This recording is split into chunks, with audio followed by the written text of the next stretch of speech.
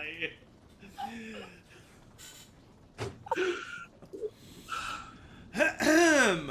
Oh god, okay. A rainy night in the city of Crosshaven. A drunken man struggles to lift his coat over his head as he stumbles into any wall that he can find for support. A pair of iron guard wipe futilely at their brow to clear their vision while on patrol. A wet, fuzzy rat scurries behind a barrel in a dark alleyway. A woman reaches out into the chilly, damp night to grab her shutters and close her window. The lower class district, the Granite Court district of Crosshaven, is lit by moonlight and dying lanterns. A small apartment building sits quietly. Distant sounds and voices are heard, but on this small section of this small street, all is quiet. Suddenly, a flash of movement. A man clad in leather vaults out of a window and sprints out of an alleyway towards the street. There is a loud clang as he runs right into a small metal humanoid construct that lifts him in the air and pushes him back. In a matter of seconds, the small alleyway is filled with slashing swords, blurs of green fur, dark skeletal wings, and violence. Just another night in the city of Crosshaven? We'll find out on today's episode of the Concordian Expanse campaign. Hello, everybody. Welcome back to Charmed Persons. And welcome back to the Concordian Expanse campaign. So excited to have you. So excited to be here. Announcements up top. First of all, tomorrow is the next session at 7 p.m. Central of Charmed Heroes, the Salem Academy. So it started off already with session 1. You can catch up on Twitch or YouTube. It is spooky, it is Marvel, and it is awesome. And it's game mastered by our very own Michael. A couple of us are on the cast. So come check it out. It's a lot of fun. That's tomorrow night at 7 p.m. Central. On Thursday at 7 p.m. Central, we have our next session of Monster Hearts Junior Year, which is wrapping up. So come check out that session as we have had to say goodbye to our Onyx in last session as she wandered off to do her own thing. So we'll find out how the other people react to that this coming Thursday. So come check that out. And then a week from today, we're right back here, people, at 11 a.m. Central for the next session of the Concordian Expanse campaign. And then the next day is Star Wars Day, first of all. May the 4th be with you. But second of all, and more importantly, at 7 p.m. Central on May the 4th is going to be the one-shot that Talk With Me has been working on so incredulously. I don't think that's the right way to use that word. It is pretty incredulous. So come check that out as well. If you want to know more about all of this stuff coming up, hit the follow button, hit the subscribe button, follow us on CharmedPersons, all one word, on Instagram, Blue Sky, TikTok, and join our Discord, !Discord in the chat, or our Discord is linked in our various socials if you're watching this later.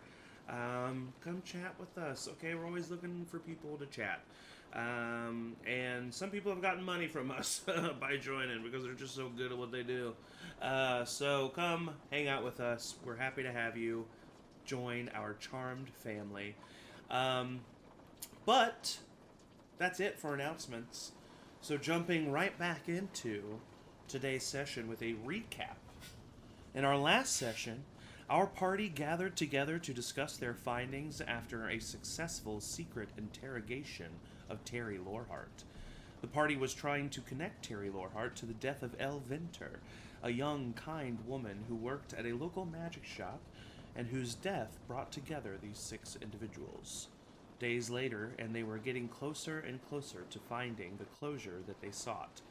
It was in this discussion that our party fully committed themselves as a party and finally named themselves. The world of Zalios winked for a brief moment at the birth of the Six of Swords.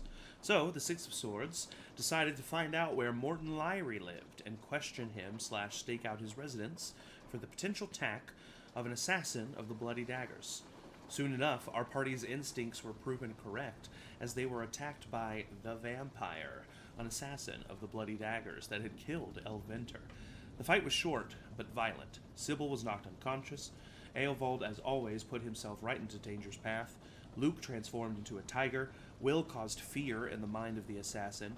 Luce supported their party members with healing and combat both. And Pipplin revealed a darker side to her celestial heritage. Despite being a well-trained assassin and holding his own, outnumbered 6-1, our party defeated the assassin. But before he could be captured, he downed a vial of acid, melting away the bottom half of his face and skull with a smile. With the Six of Swords wondering what to do with the body and what to do next, that is where we left off, and that is where we will pick up. The rain outside of Morton's small domicile pings off the glass pane windows and the wooden walls. 5 humanoid figures and 1 four-legged green beast circle around the assassin, known only as a story, a myth, up until less than 2 minutes ago. Morton Lyrie lies a few feet away, passed out at his kitchen table in a drunken stupor. His recently procured ring missing from his finger, and a delicate handwritten note left in front of him. The interior of this small, cramped apartment flickers with low candlelight, swaying from the heavy breaths of party members collecting themselves. It is the early morning hours of the next day by this point, the 8th of Aricia, in the year 1638 of the Dawn Age. In a few hours, the sun will begin to rise over Crosshaven, shedding light on deeds done in the dark. What do you do? Take the body inside, I believe. Did that? Yeah, I think you did that last session. So the body's inside. You guys are currently in Morton's bedroom with the body inside, and Morton passed out at the kitchen table. So you have a moment here to... Elementalism-ing? That's a really hard thing to say. I'm using elementalism to wash away the parts of his flesh that are, like, coming off on the cobblestone because he, like, disintegrated his entire front of his body. It's already raining, so using some of the rain that is falling, you see, like, the rain falling in a certain area starts to kind of, like, freeze, like that one classic, like, TikTok culture. And then it kind of moves and, like, washes away the flesh that had melted off of his body. And I will say what you see... I come back inside... Go ahead. I just come back inside and I'm like, I think I just had to wash a tongue down a sewer pipe. I take out the 50 platinum, because it had 50 platinum that I took from, and I just put it on the table and say, well, I guess this is for all of us. And then, does Morton have his ring on him? No, last session, while you guys were collecting yourselves, Luce grabbed the ring and wrote a letter and put it in front of Morton. Oh, yes. Okay, well, perhaps we should call the guards. In this moment, hold on just a second. Swear to God if it's Gerald. No, Gerald, you're good. Okay. The green tiger that is with all of you slowly morphs and begins to stand, and you see in front of you, freshly drawn by our lovely Swansong art, Oh! Jayhide. Oh, look And at his, him. Look at the kid Sylvester. stretching. Yeah. I love his bangs. Big stretch. Yeah, the like tattoos and Yes, stuff. yeah. And So the that is leathers. that's who you've been going with this whole time, and that's who stands Cool. before you now. As he looks to you, Eovald, and says, "Before we do, I definitely think we need to get our story straight." Yeah. I think we're gonna need to involve Morton in our story because I don't trust him to lie on our behalf if we don't talk some sense into him.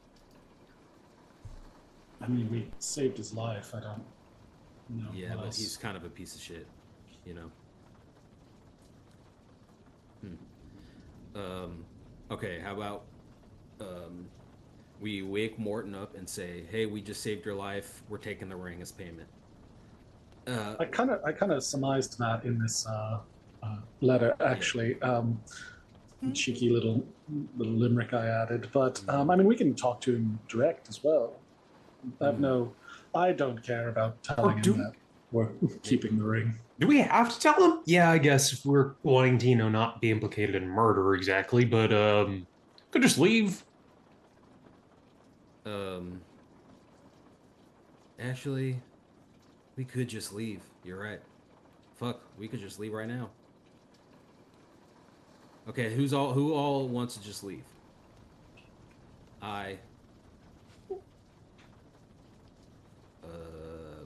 And dispose of the body. So, I mean, we could leave the body. We could leave the body here. Maybe Morton thinks he just got lucky. Pardon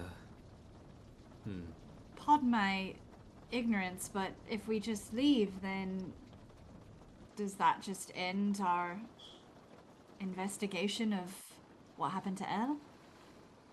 No. We'll go to the Lorehearts with the ring, and I'll make my way inside as a friend to Terry here because I got his ring back, and then once I'm inside, I don't know, Luke, you're like a mouse or something or whatever, and you like get some documents or something. Maybe Eovald, I was following you up to this point, but the amount of times you put question marks on the end of your plans, I'm just. Does anybody? I think that's just a Matt thing. He's just waiting for someone to disagree with him. I completely agree that our next step needs to be connecting the Lorehearts to this character here. And then I think that that's the best plan to do it. The only question that I have is if we connect, how do we prove that someone else was the assassin? Like, you know what I mean? Like, I think that's what I'm getting at. if we have this device and we have this symbol, like, yeah, we have these things that he had on him, but how do we prove that these belonged to a different person and that that person is the one who killed Elle? I think maybe we need the guard to see the body of this assassin? If we don't trust Morton to speak on our behalf. Yeah, maybe. I think Sybil has a good point. State, I think we need. This is one of the few almost pieces of evidence that we have that is a clear line to the Lorehearts of Morton clearly had a beef with him. He was talking quite loudly about this beef, and an assassin that same evening tried to kill him. I think we need to be here for a statement. Creating a pattern. Yeah, and I mean, showing Sergeant, that when the Lorehearts are upset, bad things happen to the people they're upset with. and Master Sergeant told us, Master Sergeant Grand told us to come to him with more information on this case if we had it. So, I mean, he would be able to back us up that he knows that we were investigating this. Do you think perhaps... Oh, go ahead, Eovald. I was just gonna say, are we sure that this Master Sergeant is someone that we should be relaying information to? Who knows? You know what I mean? I mean, that's a good question. Oh. I don't necessarily trust them.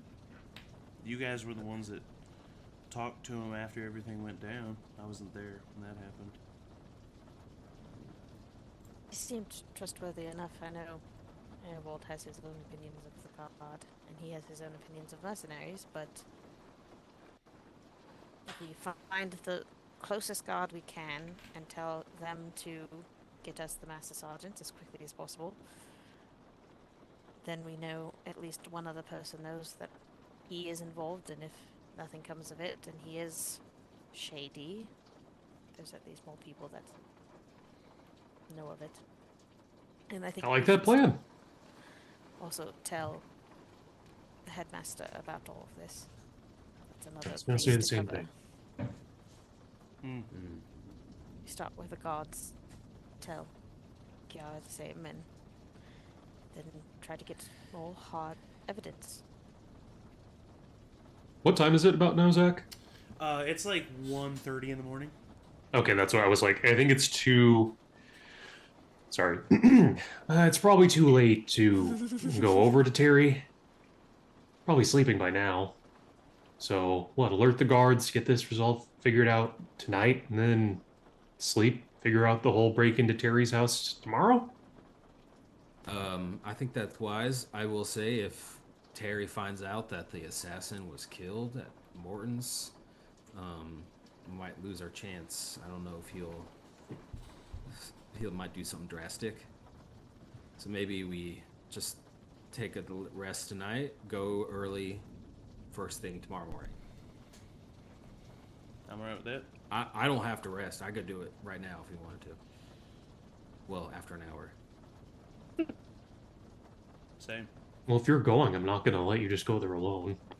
I won't go if that's not what the rest of you want to do. I can go. If you want to go, I'll go. I'll go. Well, I and do want to go. Okay. it might be better if a smaller group goes. That way Eovald is not alone. Yeah. But then we don't risk being, I guess, corrupting Eovald's lead with Terry. And I think...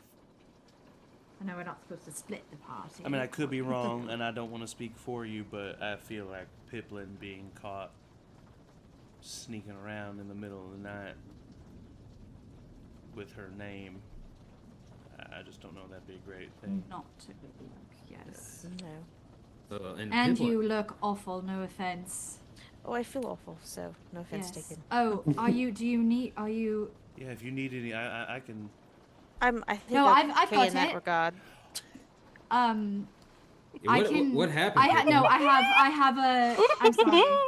I have a kit. I have a kit, and save your spells. Yeah, no, I might need them for... Yeah, please. Yeah, I didn't know you had that's the what I ability. meant. I didn't know you had the That's- ability. yeah. Yeah, I'm sorry. Yeah. No, it's a pouch. You're And really I good like- at hitting. You know, I didn't know you were so I good have a at... pouch. I have a. Yeah, you were so good at hitting, I didn't know you Yeah. were so good at patching. Pipplin, not to pry or anything, but I did see something happen to you during that battle that was kind of strange. Yes. I just wonder if you wanted to comment on that, or Perhaps later. I don't know if right now is the time to get into all of that, but well, I got an hour to it. I'm gonna take. I don't think we should just sit here for an hour and not have either the guards come or something. But no, I'm all right. Like I'm not hurt as much as I was any longer. I just do need some rest. Feel a bit drained. That's all.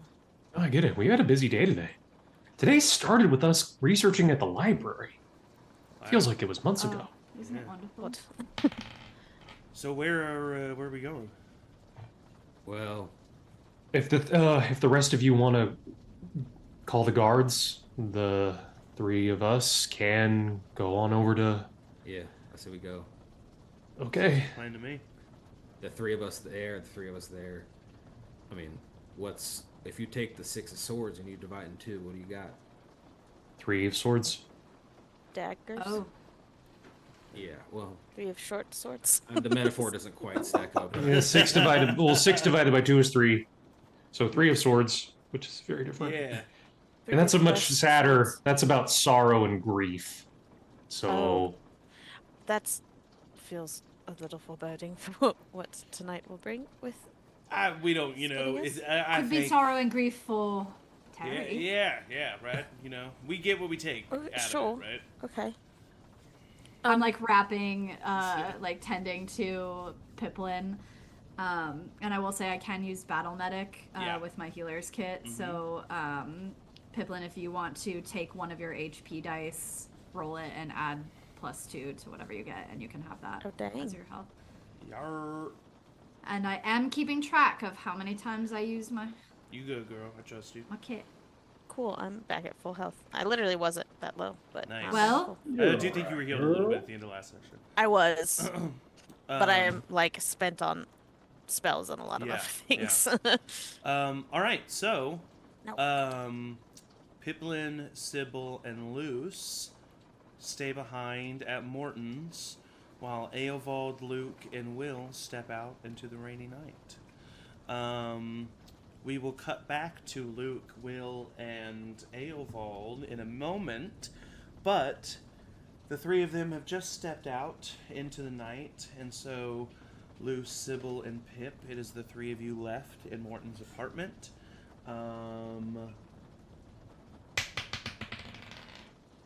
What do you do? Ever a dice roll. Loudest dice roll. I've Ever. got anxiety.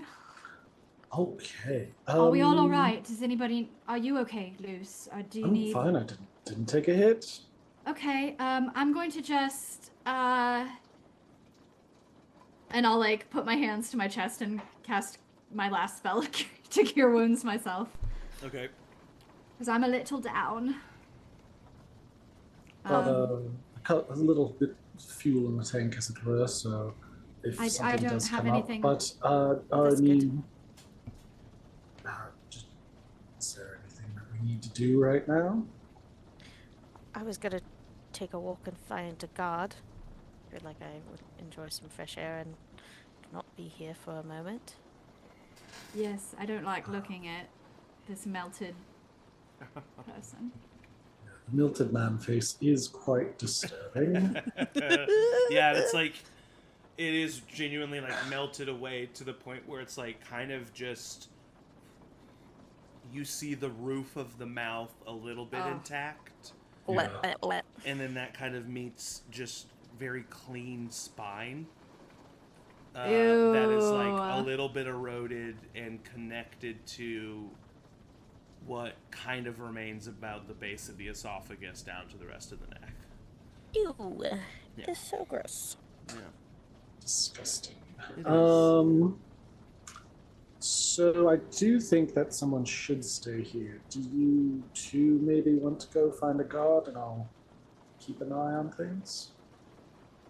Or we can all go together. I don't want to. No, you're right. If Morton wakes up and there's no one here to explain anything to him, it could be detrimental.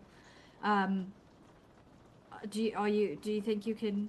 I mean, you said you're okay. I guess. Why am I? Do you want to go look for a guard? You and I.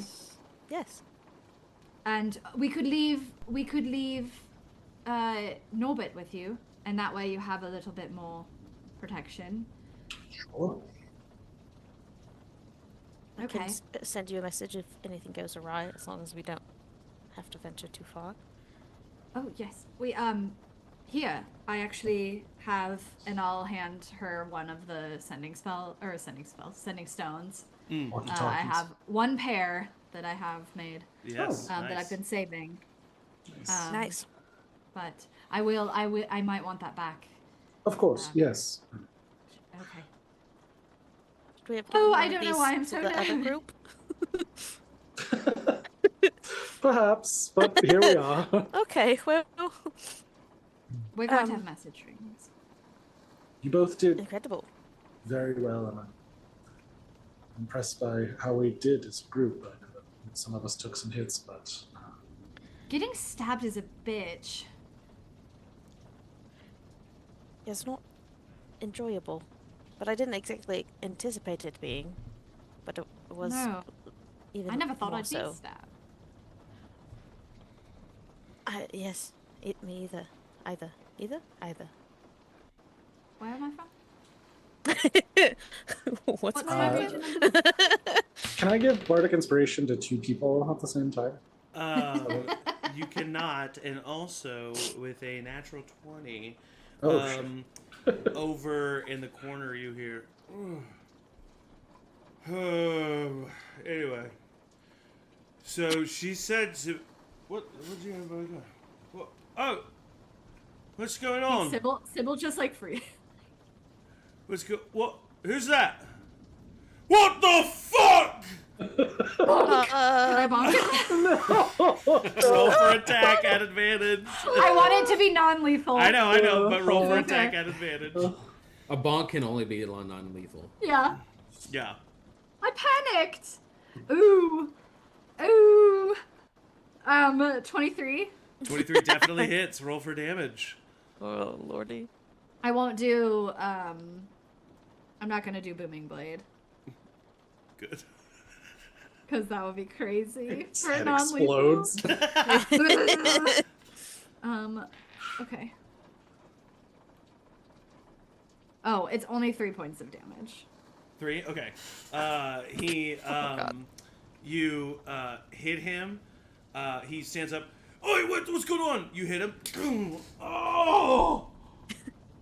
I'm sorry! no. I was just gonna try to knock you out again so you could just enjoy. Oh! So sorry. I'm so sorry. He's gonna take a swing at you No! at disadvantage. That's a natural 1. He no joke. He swings at you, falls, and it hits the ground. And you know what? I'm sorry. With a natural 1, because he has 1 hit point remaining, he had 4 hit points.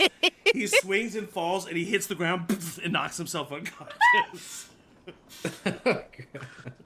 He rolled a legit natural 1, so he swings at you. This was the group I actually thought was going to handle things way smoother. Yeah. I was like, they're We should fine. go.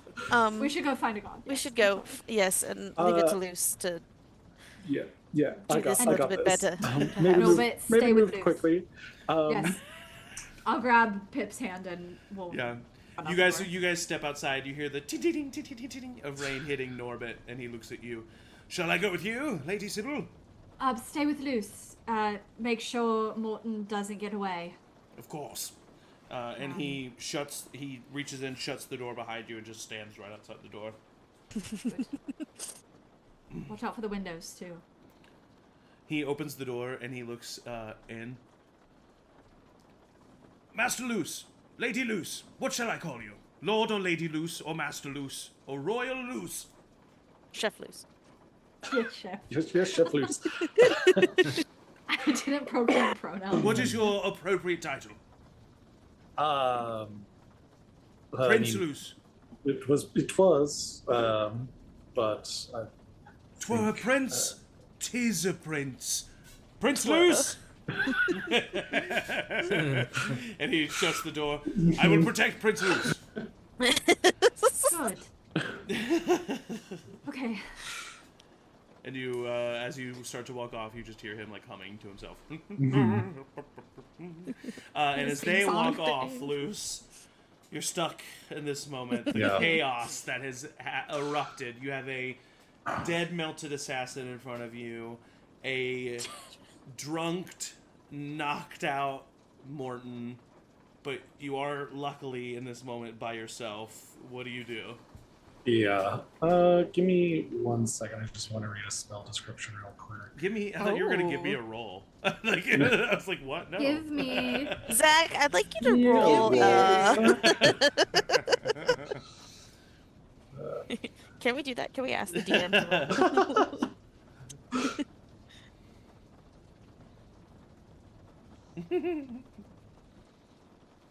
Every time we play this game, I had tea before the session, and I always just want tea. Yeah, the D&D makes you really want tea. Yeah. Yeah. And I mean you. Yeah, me. Yeah. You and you. Yeah, maybe it has generally been you known. too, but definitely you. Yeah. Most of you out there, but definitely me. Yeah. And that's what it's like to be seen.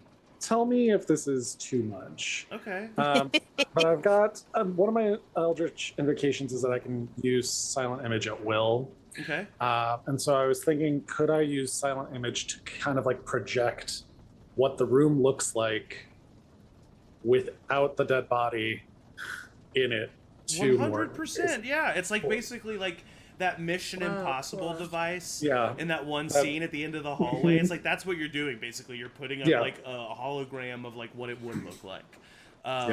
So yeah, easily enough. I think. What is it like? How does that manifest? How does it look like when Luce does that? I think like I'm kind of like singing a song under my breath. I'm just like and like almost like a reassuring, and especially in this case, I'm just like everything's fine and normal. Yeah, it's not a dead body.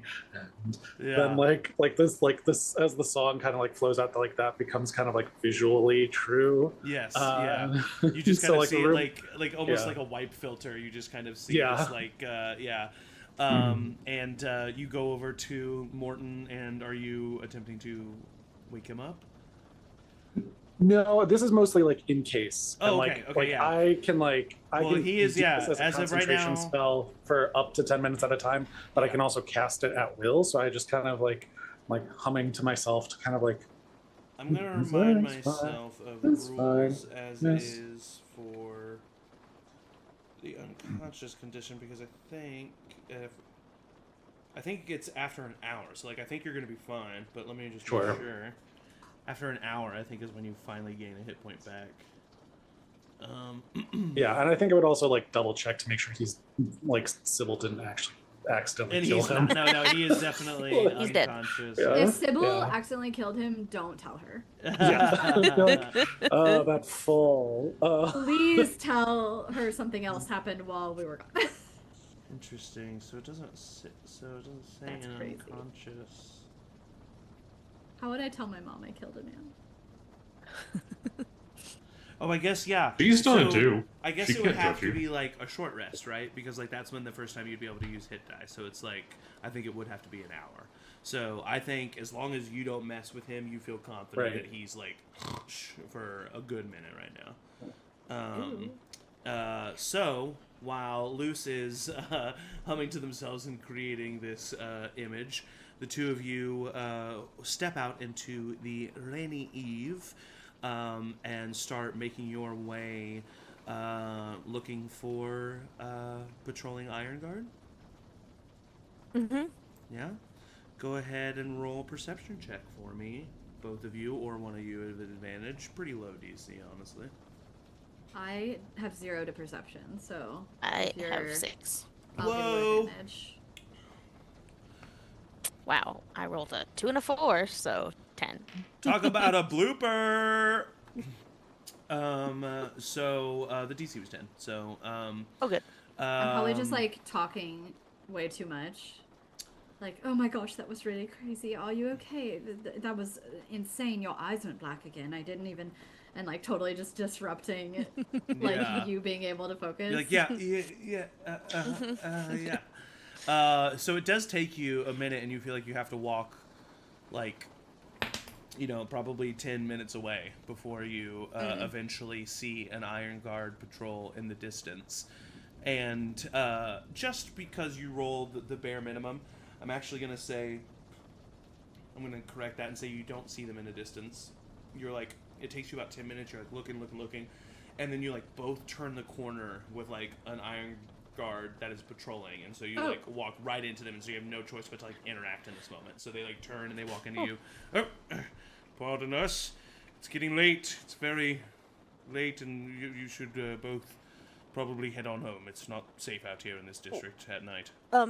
We were actually looking for the guards. We Oh, And you see there's- an orc like this, there's an orc guard, bald, with tusks. One of them kind of like slightly chipped, and then next to him is a dwarven woman guard that has a nose ring, septum ring. As she's We looking seen up. her? I don't think so. Oh. And they're both looking at you just curiously. Oh, well, what seems to be the problem? What's the name of the guy who told us to come to him? What the guard? So, the Iron Guard. Master Sergeant William Grand is the guy. He's in the Okay. Brilliant Bazaar District. Well, specifically, what we really need to have Master Sergeant Grand come to a location. Master Sergeant William Grand? Yes, Yes. we've done a work with him in the past, and this is regarding a similar matter, a bit of a sensitive matter as well. Right, it's the sun's gonna rise in a few hours. It's the middle of the night. I'm assuming you can go to his office. Is this an emergency? Yes.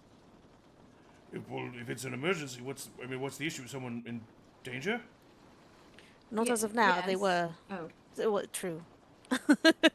If you think that you have the interest and attention of the Master Sergeant and could act in accordance to his wishes for us, keep us protected, is what I mean. We could take you to our issue and then you could, act accordingly. They kind of look at each other. He's not really... I mean, he's the Master Sergeant of the Brilliant Bazaar District. This is the Granite Court District. But we can go to our boss and see... But if there seems to be an issue, I do think that you should take us to whatever this issue is. Could we have one of you go get your boss and one of you come with us? We could have one of us go get our boss after you take us to whatever this issue is, so that we can just kind of make sure the scene is secure, everyone's safe, and then we can move forward from there. Sure. Sure. Of course. All right, take us to it. So you start to lead them back? As we lead them back, I'll talk into the sending stone. We found a god. 2 gods. We're bringing them back. They're not Sergeant Grand's men. Women. There's a woman one. I don't know how many words this has been. We're on our way. So, Luce, as you are kind of busy humming to yourself, you still holding that sending stone that Sybil gave you. It starts to glow. You hear that message. Do you respond? I think I just talk into this part. Thank you for the update. Seems to be everything's fine here besides, a dead body. This is just a fascinating piece of magic. I'm not sure exactly how this... And that's the ones that can be used until the next day. And so, but communication has occurred and Luce has been warned. And we will cut back to the reuniting of all of you here in a moment. But for now, we see 3 figures walking down the street, Luke, Will, and Eovald. Early on in your walk, a little... grumpy Sylvester hopped up into Luke and is currently nestled into Luke's cloak as he walks, and he says, all right, so the plan is you're gonna knock and be the honeypot. I'm gonna be a spider on your shoulder. That's what we were thinking. And somehow Will is gonna be able to be there. Maybe more outside watching support. This was easier when Luce could make you invisible. I kind of didn't think about. Did we grab the ring as well? No. Yes. Yeah, I mean, Canonically, you didn't, but you had to have, because that's the whole point of like going. So I'm gonna say you did. Will, you got it right. Oh, Yeah. Thank God you're on top of the means. All right. I think we should go there and see, just kind of scout it out, because Maybe they're asleep and we don't have to do anything, and we can just sneak in. it's true. I would say, like, I would prefer to have an hour's rest before we go, but I don't need to. And if we think we need to go right away and do something, I mean, if I'm close enough to the building, I can get a sense of their thoughts, roughly. And then, I don't know, if a window was unlocked, I could open it at a distance. I don't know how that really helps anybody, but... I mean, it helps me get in as some kind of animal. yeah, Okay. Maybe I'll get in and just kind of unlock a window somewhere, you know what I mean? Think I can do that? I think I could. I think you could do that, yeah. Yeah, I think Do you think you could do that? I think is the better question. I think I can do that. All right, good. So, okay, I'll sense, hopefully, where Terry's room is kind of at, and then that's where Eovald would be searching, and then I guess... Well, if your visions were correct, wouldn't we want to search? Isn't it Thomas is the one who's talking to him? The older brother? Or maybe we search both. Last time we were here, I think Thomas was in some sort of study, perhaps, or... Well, last time I was here, yes, he was in a study. I've been here before. And so actually, that's right, I've been here before. I know where Terry's bedroom is. Don't you that's worry right. about that. Yeah, I've scouted this place out. Well, maybe I'll if I can get in, I'll maybe try to steer the conversation towards this study. If I can get into Terry's room, I can slit his fucking throat. Wow! Sorry. God damn, I want to do that though. Listen, he may be the cause of the death of Elle, and I want justice to be had, but I'm not gonna go vigilante here. I get it. No, I understand. It was just kind of sudden and took me by surprise. it was a dark humor. I'm not gonna do that. Don't worry. That was pretty dark humor. God, I didn't know you had it in you. I do. I mean, we did just watch a man swallow acid and melt his entire front. So Yeah, how are you all feeling about that? I mean, I've seen some shit, but... I threw up in my mouth twice. Yeah, Will, Hey, I want to take a second. That man is a trained fucking killer. And I don't know what you did, but you got in his head. And that was fucking awesome. Well, just a little bit. I mean, Eovald was more the one that was doing the heavy hitting. Hey, that was awesome, man. All right. He looked at me and just continued to attack the like, you know, like 20-year-old girls next to me, and then one look at you, they turned around and jumped out the window. Yeah, that was very... I don't know if that makes me feel better. Well, I mean, listen, I think sometimes... well, I don't think you did it because of your looks. I mean, I'm hoping you did something to him. Well, You think he ran away from me because of how I look? No, I thought that's what you were implying. I'm definitely Do I not look that implying. bad? No, I'm no. not implying that at all. I was making sure you were not implying that. No, this is... if anything, he would Oh, come Will, towards you buddy, for I'm that. so sorry, man. No, that's Let's not what I focus meant. on this. I think we really have other things to be focusing about right now, like breaking into this very rich person's home. Yes, I agree. All right. Okay, let's get our minds together. All right, I'm The gonna other just group's go... probably handling things so much better than we are. I know. I don't know. Sybil and Pip are always just so calm and sure, and they I always just don't know. overreact. Sybil, you can tell it's in her blood, you know? Yeah. They must have really had their shit together. Have you guys noticed anything between those two? So much. What specifically? Eovald, are you fucking kidding me, brother? All right, I don't look. I don't mean to We be. talked about it openly in front of all of us. All right, that's true. You're right. Have we not? Okay, Am I did. Am I crazy? Have we not? No. Well, it is. Well, yours was weird. We were at the library earlier, and I was trying to talk to Sybil about this, and I don't. Hey, everyone lives a different life, and that's awesome.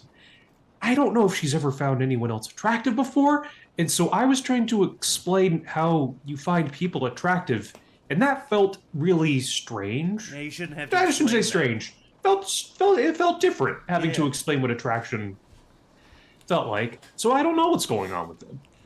Yeah, Sybil Yeah. should, talk to somebody. Well, I think I tried. No, They- I'm they saying, both like, seem- who understands it, who gets it, right? Well, they both seem a little bit sheltered. They haven't really explored the world, and that's fine. And I think maybe this is for the best that they can blossom together. I think we're a good group of all walks of life, right? We got magical, wild, crazy life. We've got city rich, uppity life. We've got city poor, traveling life. We've got famous history life. We've got traveling soldier life. We've got mystery. Okay. Listen, I wish them all the best, but if they break up, that's a whole mess that I don't really want to have to deal with. Yeah, that's true. First If they, inter-party turmoil. I know. yeah, they'll have to. We'll have to have that conversation. I think they're once going to they- be professionals about it. If it I think they'll be fine. Yeah. They'll be totally fine. Yeah. So what the fuck is the plan here? All right. Sylvester hates I'm, being out in the rain. I'm gonna just walk up to the door if it looks like someone's awake with the ring. It's 2 a.m. I mean, he could be awake. Who knows? He's a. I guess Could you're be right. drunk. Right. Could have been. You're right. If everyone seems to be asleep, I think we try to break in. I can try to open the windows gently at a Yeah. distance. And if we get caught, I'll still try to use the honeypot. Okay. I I'm mean, in it. I think honestly we just go with the ladder. But we can try the. I mean, well, let's take a look right now. all right. Oh, Yeah. we're there. Let's see. I think that there is a chance that either one of them could be up, because Thomas could be up late working and Terry could be up late drinking. So let's have a little bit of fun here. Let's do a little bit of fate rolls. So I would say at almost 2 a.m, Terry's probably was drinking, but he's like passed out. So I'm going to say his percentage is a little bit less. I'm going to say there's a 15% chance that Terry is up and drinking, because I really think he would be passed out by 2 a.m. That's fair. So that's an 80. So Terry is asleep, passed out in his room. I think there's a 35% chance that Thomas is up at 2 a.m. working. That's a 91. So both of them are asleep. After, and obviously you don't just like look at it. We'll say that you obviously take the time. You even split up if you want. You kind of like walk around the house. You look at all the windows. You feel comfortable that you know what the security presence is like. You know what the outside is like. But you feel fairly comfortable that the inside there's no active denizens. If Luke can remember where the study was, which he said he did, Yes. I think I would try to at least locate windows that are closest to that, and then because of my telekinetic stuff, I can use quote unquote mage hand at 60 feet. So I can, from a fairly okay distance, just try to gently Well, lift and see if any of them pop open. Let me show you what you're looking at here, bud. Okay.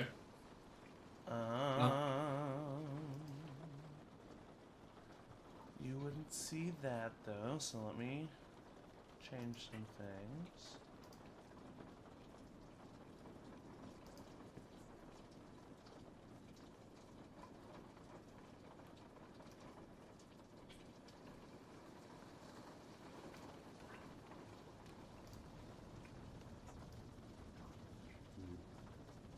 I've also I took the time to take off my heavy armor Okay.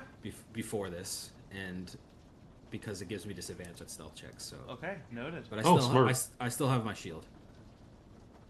Where did you ditch your armor? I think I left it let's see. Probably left it outside of Morton's house. Okay. I don't know. All right, yeah. Or Buy I some didn't know if trash you cans. did it here, like if you changed here. No, Or no, you left it. I would have taken off. Okay. Back then. So you should see So it's with the others. a map that everything inside the house is hidden. Yes. but Yeah, you I've see seen some everything bushes. outside. Yeah. Oh yeah, yeah. So Beautiful landscaping. yes, as you can see, it is a house that is surrounded by an exterior wall. There are 2 guards at the front main gate. And Luke tells you that the study is on the 2nd floor on this side. And so there's a window right here. And there's also a window right here. And there is also a window right here.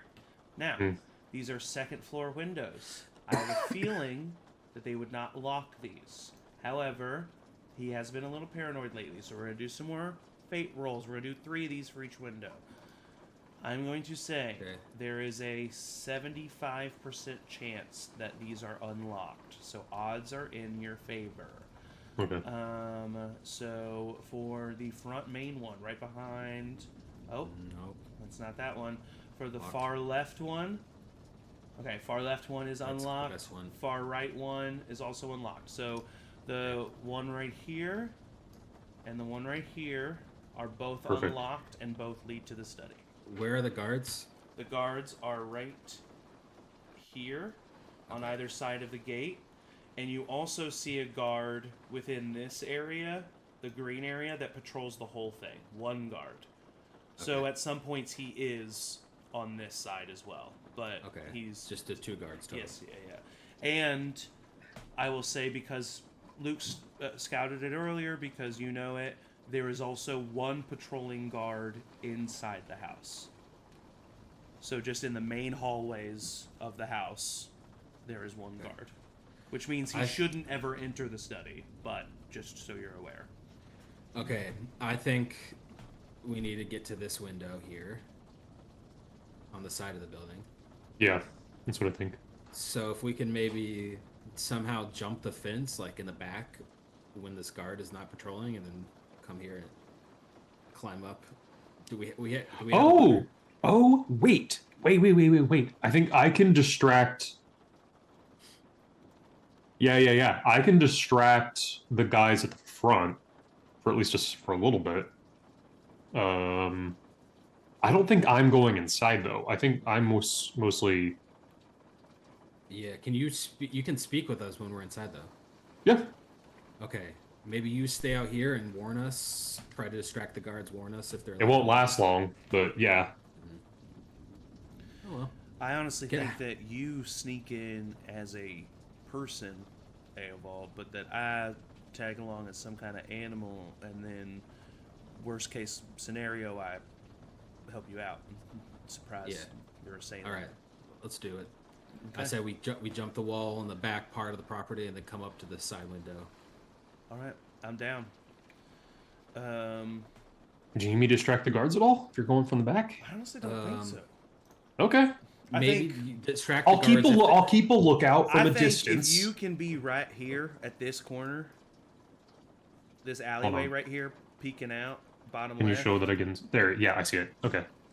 So that way that you can see us back here, Yep. but it's also the guards, so that you can. And I'd have I think, wouldn't I also have a good view of the window? A very good vantage point of that window right there. Yep. Sweet. I don't know. I think the easiest, honestly, would just be spider, hook a ride. You down, Eovald? Does it have to be a spider? What would you like? A mouse. You want a mouse? Yeah, I don't know. I can be a little mouse. Yeah. You know, it's nothing. I know you like to be spiders and all of that. That's how we first met you, but it's not really my thing. So. No, it's just they're more versatile. That's all. Oh yeah. I can be a mouse though. Here, shake my hand. He shakes your hand, and as he shakes your hand, he twists your hand so that your palm is facing upwards, and then his form just shifts to right where his hand is, and then you just have this little fuzzy green mouse in your hand. Fucking hell, you're living a totally different life than I am, my brother. And you hear fully adult normal voice. Yeah, I know. Oh, Ugh. Ew! Ew! Ew! Oh, sorry, it's the type of druid I am. It's my circle. I can still talk in this form. I don't like it. Sorry, okay, yeah. Like you as a person. You're great. Squeak, Don't like squeak, the dissonance of squeak, an adult squeak, man. Squeak, squeak, squeak. Okay. oof. That's not worse. All right, just you're a quiet mouse. You're a quiet You mouse. see his little mouse hand go up and like do it. Great. All right, I begin to climb. He climbs up and like gets into like the crook, like a shoulder of your cloak or something. At the maximum, as long as I can wait, I'll wait as long as I can until I activate my telepathic bond with Eovald. Okay, and how long does that last again? 4 minutes. Okay, perfect. How do yeah. we if I look out the window at one point and we lock eyes, Yeah. do we reestablish Yeah. it? Yeah, Yeah, because I can do it as I can. There's no limit to how many times What's I can the do it. range on it? Is there a range? As long I as think it's it's like, just. I feel like it's within sight. Let me double check. I bet it Do-do, is. Check, do-do, but do-do, do-do. okay, Oh no, I can see within 30 feet of me. okay. That might not be 30 feet. Might be a little bit longer. From like here. Yeah. I don't know. I'm not good at that. It would be 10 at feet least like 25, because you're on the second floor, right? The first floor is probably 10-foot tall ceilings at least. We can come to that. We can Yeah, come you're right, to you're that right. problem whenever we get to Yeah, it. or from the front window here. That's Yeah, probably I'm not closer. good at hypotenuses. Eovald, go ahead and roll a athletics check. Okay. And the success of this athletics check, before you roll it, Okay. will decide the difficulty of your stealth check climbing over this wall, right? Got it. So the more in control of your body you are, the easier the stealth check. Dirty 20s. Dirty athletics. 20, nice. So that means your stealth check is going to be a DC 12 to get up on this wall, get over and onto the ground without causing any problems. 16 stealth 16, nice. So you're able to hop up on the wall, and instead of just hopping down, you use your strength to control your descent, lower yourself as close as you can to the ground, and then drop, so that you're able to successfully drop to the ground. And then Great core strength. check. Thanks. I do a lot of crunches. and then you make your way down the side of the house, and it is the window that he's going to open is about 15 feet up in the air. So what is your current plan on getting up there? Just 15 climbing it foot straight vertical or jump. anything else? Is there any? I'm looking all the way up and down this side of the house. Is there any sort of like balcony or leads that might help make it easier in any way, or does it look like I'm just gonna have to like scale a vertical wall? Let's roll another fate roll to see if there's like a vine work lattice Yes, perfect. decorating up the top of that, or if there's like a gutter or something. So I would say there's a 40% chance you have something here to help you climb. That's a 3. So Yes. I would say, yeah, let's make it exactly that to make it really easy. There's literally a vinework lattice that goes right up next to the window. Don't even have to roll a check or anything. You just climb right on up, letting that stealth check ride. As you approach, you get close to the window, and you just see it move a little bit slightly. As you know, Still geeking out a little bit, so I'm just like lowly like. Yeah, of course. Yeah. Hey, Will, can you turn off the extra noise? I'm a little. I just need to have a clear head. And you sneak your way into the study, and I guess I can show you what you see here. It's not much to the eye, but you see this room. Oh, it's already hidden. It's the wrong button. You see this room. Ba-ba-ba-da, boom. Nice. So there is, to the south wall is a large hearth and fireplace, framed with bookshelves on either side. There is a large desk right in the middle with a big fancy chair. Unlike this map, it is covered in papers and books and stuff like that. There are two decorative suits of armor on the far end of the room. But other than that, that's what you see as you come into this room. I'm going to first look for traps anywhere, like some sort of mechanical thing, or in like specifically on like the drawers of the desk or on some of the bookshelves or anything like that. Just perfect. scanning. As you jump down and like you put a hand on the desk, and Mouse Luke like runs down your hand and like runs across the desk, and even though he's a mouse, he can kind of like look around and stuff, so he's going to give you advantage on this investigation check. I also have proficiency in thieves tools. Okay. Just so you know. All right, so what, investigation? Yeah. At advantage. That'll help you in dismantling a trap. Yep. Natural 20. Natural 20. So, with a natural 20, what I will say is, first of all, this place isn't trapped. This is just a study of this guy's home, right? He's not expecting anybody to be up in here.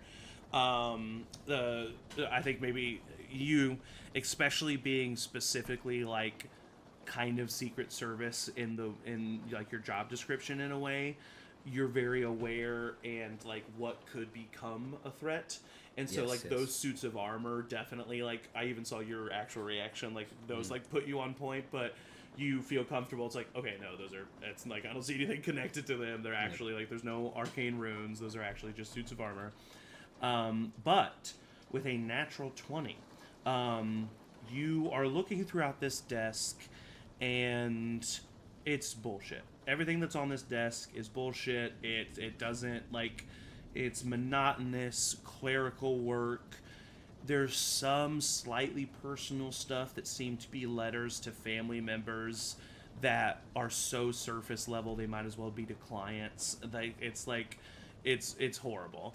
But with a natural 20, you see that there is an ashtray on the desk, but you see no ashes in the ashtray. You see nothing to light anything. You don't see any like cigar box or anything like that. And so you're like, why is this ashtray here? You go out and you reach and you touch it, and you realize that it doesn't move. And you kind of adjust it and you twist it. And when you twist it, a secret drawer pops out of the desk. And in that drawer is a well-worn but well-loved and maintained large ledger with the symbol of the Lorehart family on it. I'm a goddamn genius. Nice. This is exact. I mean, wow, that was impressive. Okay, I pick it up and I just briefly leaf through it to see if like I need to even look anywhere else. If this with a natural 20, because you gotta honor those. There's probably more useful information in this, and you're gonna want to look at the information that's in this ledger. But at the back of the ledger, folded up as a separate piece of parchment, not a part of the ledger, are two pieces of paper that, at a brief glance, are retroactive contracts that are basically just statements of service written by Thomas himself that show the symbol of the bloody daggers and describe what was done. And you don't need to look at much else, and you shut it. All right, I'm gonna climb right back out the window. Okay, yeah, easily enough. You climb right back out the window, just because it's fun. Will you roll an athletics check and get a DC 3? Yeah. All right, can't get a natural 1. Everything's fine. 22. Okay, great. It would have been so funny if you fell. But you're able to climb back down the latticework. Climbing down latticework is a lot harder than climbing up, right? That's why I made you roll. But you climb back down the latticework. You run over to the wall. DC 5 athletics check to get yourself over the wall easily enough. 24. You run and plant one foot on the wall. Use that calf strength to launch yourself up. Grab the top of the wall and don't even like land on the top of the wall. Just completely vault over and land right in front of Will. Don't skip calf day. I've never had a calf day. Well, I didn't want to bring it up, but you need some calf days in your near future. All right, I got what we want. Let's head out. Was fast. Yeah, the fucking first thing I found. You see a little furry creature come out of the pant leg of Eovald's leg and come out and then shift back into Luke. Nicely done. That was cool. It's really impressive.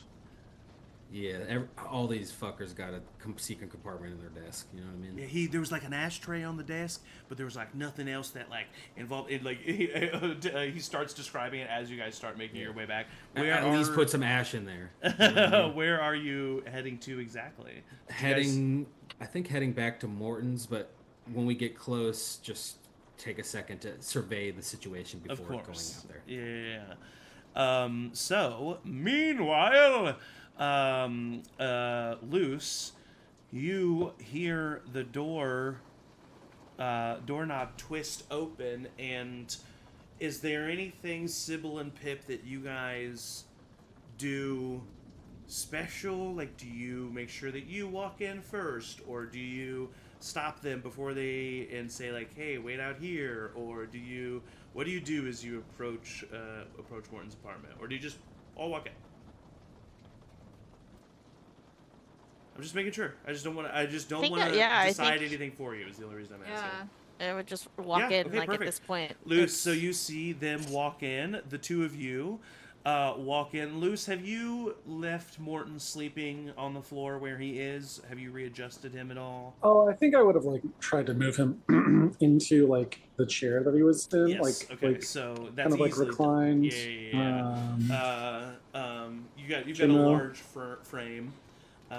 You're easily able to just lift him up and put him over. Do you make it look like he's sleeping, or like are you trying to like make it look like he's? I think I'd make it look like he like was here and is like safe and like not just got bashed in the head with a hammer. Of course, yeah. I think that's easily enough. And so the two of you walk in, and you see Morton sitting in his chair, where you remember him being before he woke up and attacked Sybil. And you also look to the left and you see a clean apartment, no signs of struggle, and chairs moved hastily about, or sword slash marks in the wood, or more importantly, a dead assassin's body with a melted face. You don't see that over to your left either. But JMO, you had your finger raised? Yeah, I think just thinking about, since there was like a decent walk to be had, and it probably wasn't in silence. Yeah. I think Pip would like whisper to Sybil, like, do we want to say anything preemptively? Of like, we were at the bazaar, we think they're connected, or just like walk in and say, here's a body. He tried to kill him. Oh yes, we probably should fill them in. Okay, so here's what happened. We were, and I'll like tell the whole, like we were at the Brilliant Bazaar. We saw the Mephits. They asked us to work on this investigation because of the death of Elle. Yeah. We saw these signs of the. I would tell them about the bloody daggers. I would assume, because that's. We're trying to affiliate. Yeah, I would say, I mean, if you and just, so we think we found one of the assassins of the bloody dagger. If you flat out just like tell them what's going on, I would say go ahead and make a persuasion check at advantage, please. I'll do it because my friend is here with me, and nothing can go wrong when you're with your friends. You said persuasion. Nothing will go wrong. Yeah, don't say that. Oh. Oh no! Oh no! With advantage? Yeah. Um. Well, that's about a 14. Okay. Okay, that's not too bad. Added because you, I can show you my session notes because you told the whole with my truth friends? and included the everything that you included. The DC was 12.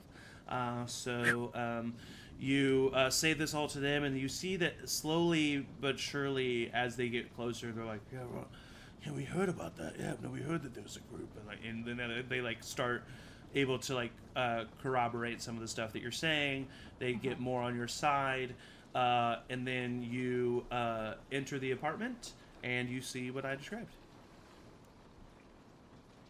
I think Pip's eyes go wide and kind of look at Luce of like, Yeah, I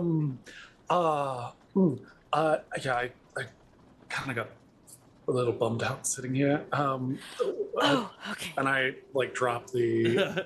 they're kind of like no. confused, like what's going on? Oh, God. Sorry, isn't it? it was a lot to sit here by myself. I'm not sure when anybody was going to get back. That's understandable. And you see, like, honestly, seeing Luce really clocks for them a lot of this story, because if they would have heard about anything, a satyr, like a tall 7-foot satyr, is a very unique thing in the city of Crosshaven. Seeing Luce, they're like, oh wow, yeah, this is that group that like we've heard about. And so with that successful persuasion check, with handling the situation well, you see them walking in and being like, right, okay, yeah. He looks at the dwarven woman and says, May, go get...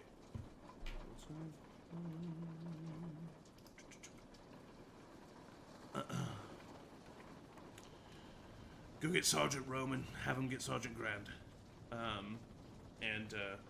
May is looking at the assassin, is like, yeah, right, I don't really want to be in here anyway, so, and she walks away.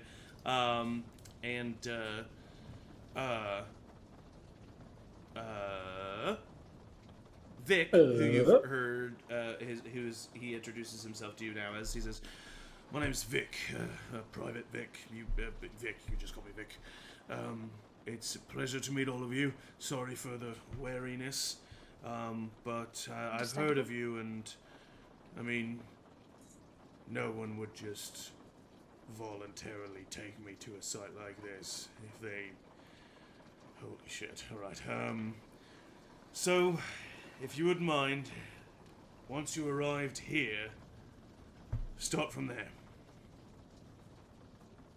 Kind of And look he, to like- Sybil again, since she was the one that said everything before. Yeah. And is there So we anything walk that you... here, and this is my robot, and he nailed him, decked him in the face, but he stabbed me, and then I And you see, was like, bleeding, Norbit kind of, bleeding, like, and poisoned. recreating some of it. And, like, And then he stabbed my friend Pipplin, and everybody went after him, and there was our friend is a tiger, could turn into a tiger, and it ran, and then they were all pummeling him, and then they brought him back, but he didn't want to say anything, so he drank this poison. It melted his face. yeah, I could see the melted face part was definitely the first thing I saw. So. Yeah, it's hard to see. That was the last thing we saw, and Yeah. so we got lucky that way. Yeah. We got to know him a little first. Well, it sounds like That's a joke. you were able to take down quite the accomplished assassin. Do you mind if I see that device there? Sure. Yes, sure. We definitely haven't touched it or been curious about it or looked at it for a long period of time trying to figure out how it works. He grabs it and looks at it. Huh. Be careful, the end is poisonous. I usually don't stick myself at the pointy end of things, but I do appreciate the advice. Oops. Oh. So, this thing, it's very interesting. Sergeant's definitely probably going to want to take a look at it. He places it down. Alright. Well, I appreciate the story and for maintaining the scene. What's his deal? You said he passed out. haven't seen him that drunk in a while. Have you tried waking him up? Yeah. Well, yeah, I mean, he was snored a bit earlier, and but other than that, Hey, no. let's try waking him up a bit. Hey, hey you. And Morton is his name. Morton's kind of just like he's. And I would say, at about this time, probably a short rest has passed for Morton, and he very slowly starts to. What's going on? Whoa! I didn't do it. And they're like, or the guard's like, right. So, what's your series of events here? What happened from your perspective? Well, he like looks at the dead body, looks at all you guys, looks at the guard.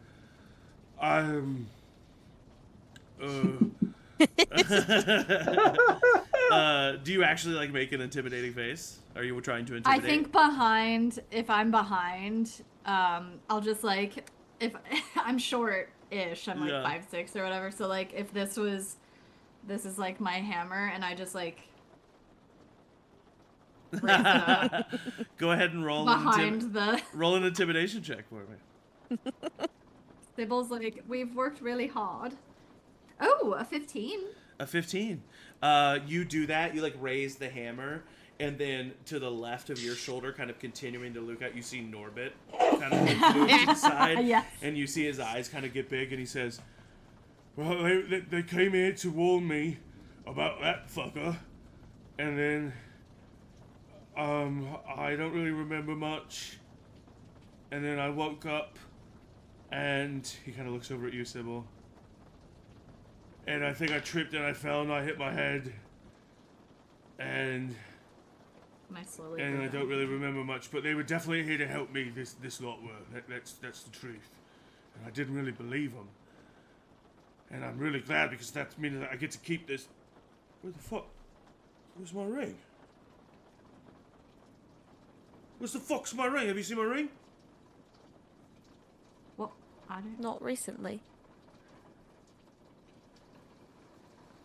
I don't know what ring. It's the ring. It's the ring that you came here to tell me about. The ring I stole from Terry. I just like eye the guards. Yeah, you literally you see the iron guard say, "Excuse me," and then you see him say, "Oh, fuck, nothing. I guess I just dreamt it." Seems like you're mad. Like, sit back down. And in a moment, when the dwarven guard returns with whoever she returns with, it'll happen right around the same time that Eovald and Will come back from their venture with Luke. So we will pick up there when we come back from our first little bio break. So let's take a bio break, stand up, stretch, go get some water, but stay tuned because we'll be right back. Okay. Did you read the word for the day? I did. Oh no. I read it on stream. I think I already guessed it. I think I have it too. Well, we'll see, won't we? Have you used it yet? Zach, you have to tell us. I don't have to tell you that actually. Okay, That's not in the rules. We need yes, to- I You have. have to tell us. But yes, Oh, I have. shit. I've used We it. need to unionize, so in our contract it says that Zach has to tell us what we want when we want. Okay. No. That's what all the bosses say. We have jumped forward in time. Last night, the party reconnected after the guards returned with their Sergeant Roman Ambertail. He was a Leonin sergeant who came and heard your story, believed you, and appreciated your time and your consideration in the investigation. However, encouraged you to take the evidence and things that aren't the body and give a official report to Sergeant Grand in the morning, and that they would handle the logistics of the dead body. He does say that while he trusts you, that he has taken a stock of everything that you have left with and all of your testimonies. If you do not report to Sergeant Grand in the morning, that will not look good for you. So he does expect that to happen, even though he does believe you. It's just, a precaution. So, having been basically dismissed, you all exited the house of Morton Lyrie, and your reactions were, I'm assuming, varying. Maybe some of you felt celebratory, maybe even happy, having successfully defended Morton, successfully fought a powerful person, and successfully infiltrated a noble's manor to find some secret information. All very successful things. So maybe you were celebratory in that fact. Maybe you were still reeling from the night's events.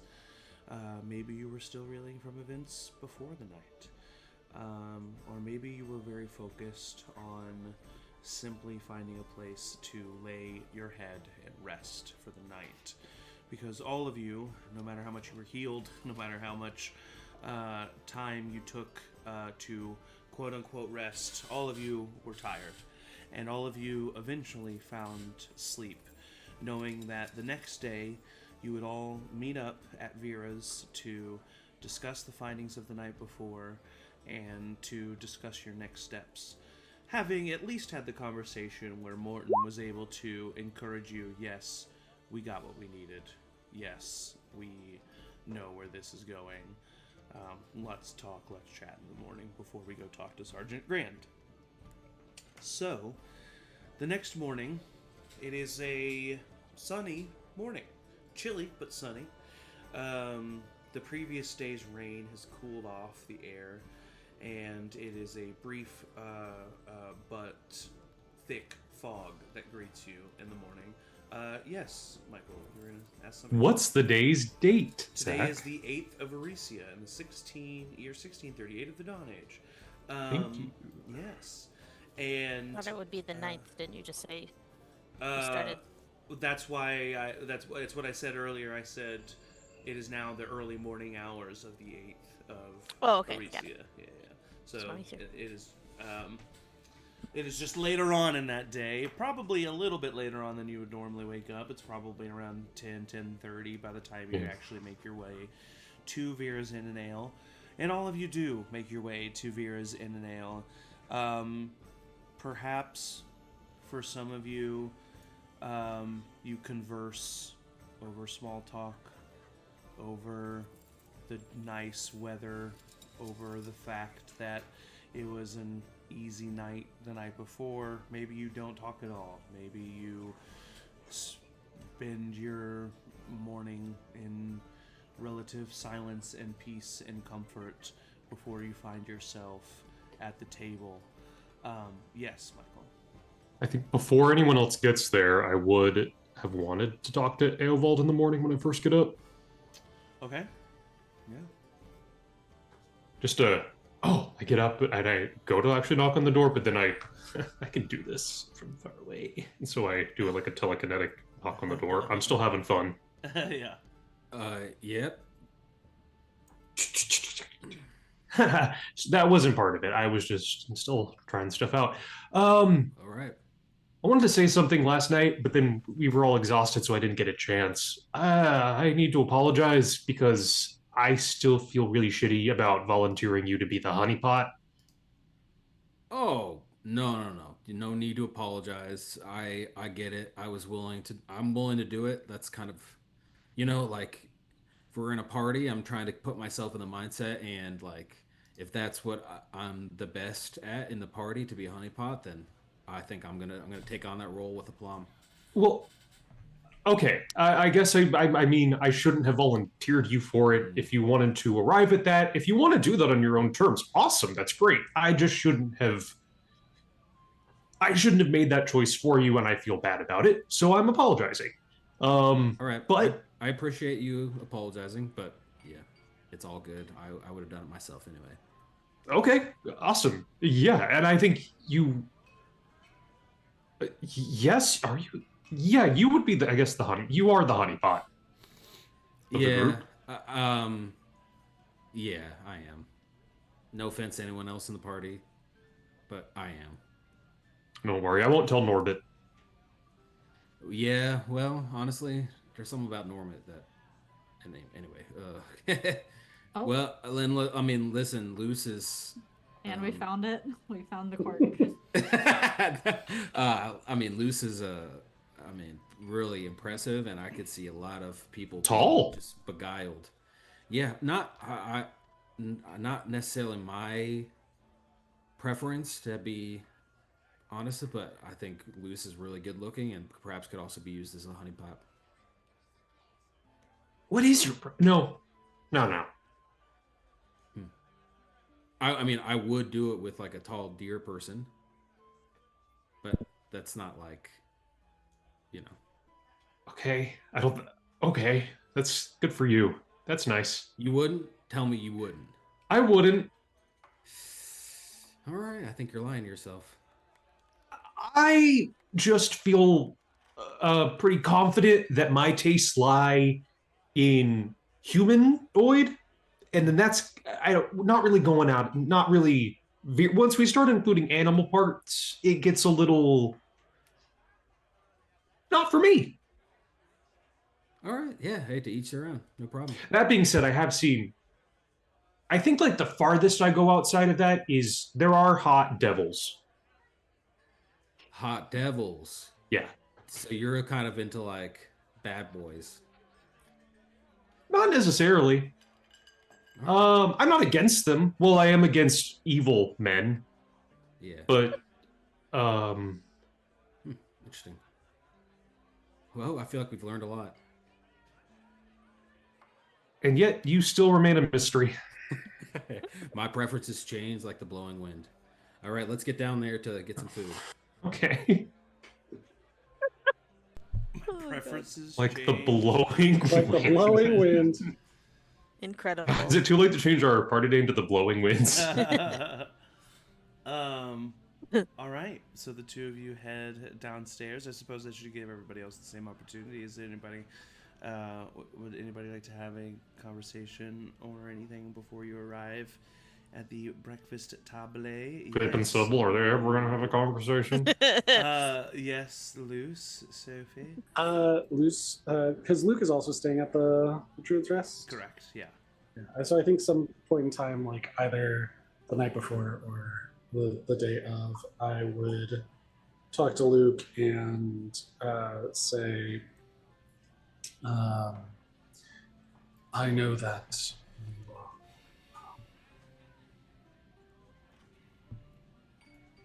you are kind of one of the central points around why we are pursuing this justice, the person who's closest to some of these things. Elle, your sister, I know that there was some flippancy about perhaps how we would have handled the situation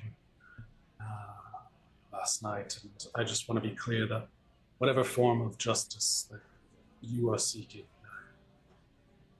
support you, whether that is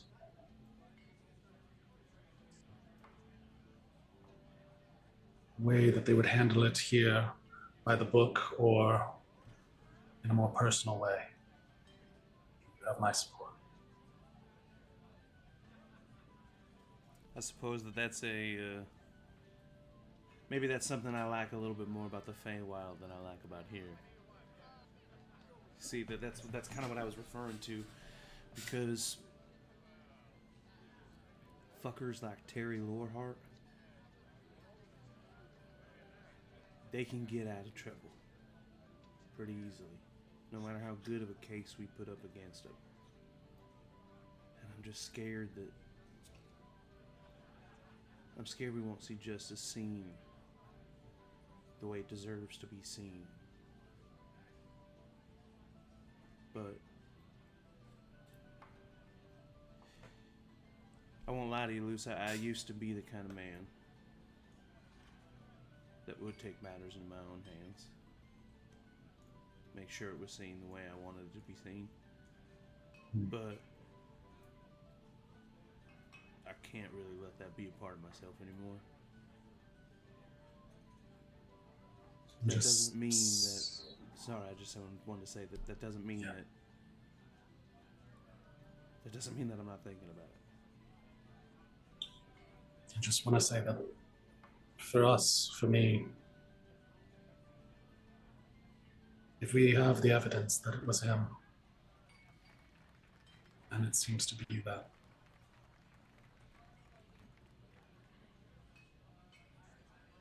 through the normal means we can't find justice, that however you wanted to play that. I really appreciate that, Luce. You've had my back this whole time. I mean, right away. I mean, before you even met me, you had my back because you had my family's back. You had my niece's back. And I don't know, maybe where you're from, that's par for the course, but here, that's not. No one gives a second glance to people who they don't know in this city. It's hard to blame them. I mean, you'd be given a lot of second glances. There's a lot of people in this city. It's weird. It's the biggest place I've ever seen, with the most people I've ever seen, but I feel like it's the loneliest you can feel. But that's not you. And that's really... I see that. I just want you to know that. But can I ask a question that I would like you to be honest to? What's it for you? Really? Because even if it is as simple as it makes you feel good to make others feel good, which maybe it is that simple. I'm not trying to say it's not good intentions, but there's got to be something that you get out of being so willing to help me through this.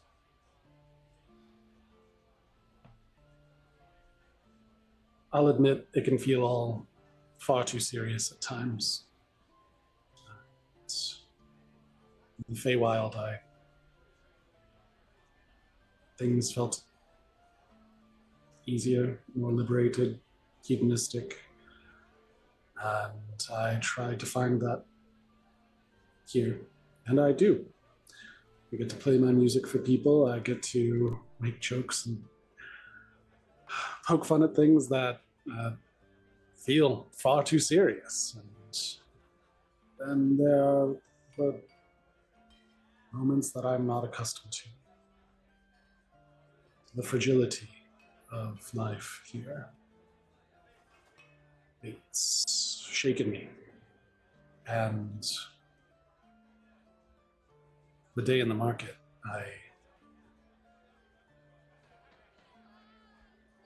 had one happy little moment with your sister and my niece, and all of a sudden it was gone.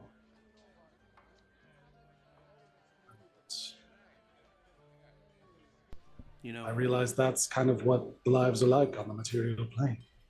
It is. And I'm sure for you that can be jarring, like you said. You know, my father always told me that he felt sorry for elves. And I never really got that. And he told me it's because if you live a life that's so long, that other lives become so short and inconsequential to you that you miss the emotion and the stakes and the intensity of it all. it's the most intense feeling, fear. But it's... God, it makes you feel alive.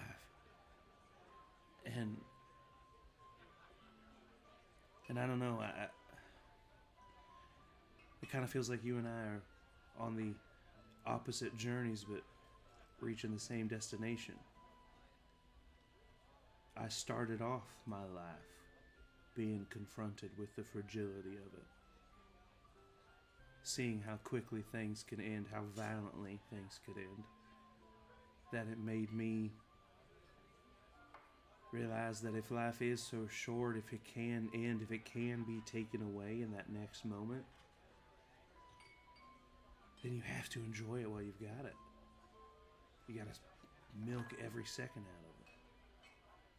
I think that's why I connect with you so much, because, like I said, we both see the world in the same way, even though we got there in different ways. And I like that, because not everybody sees the world that way. And usually if they do, it's because, like me, they've seen a lot of things. And I'm not saying you've not seen anything. I'm sure you have, but it's just nice to talk to somebody who understands that life is about those moments. And I'm sorry that shattered you. But to be honest, it does nothing but bring a smile to my face. Because it tells me that in my sister's last moments, she had a good moment with a beautiful artist who shared a beautiful moment with her. That was a fleeting moment for you, where you realized the stakes of it all. But for her, it was a moment that'll last for eternity. So, I don't know. Thanks, I guess, is what I'm trying to say.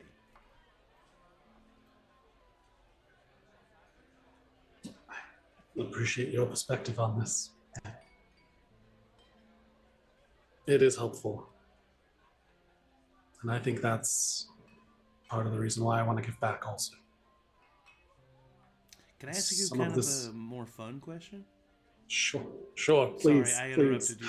Yeah, no, that's good. I was getting too sentimental anyway.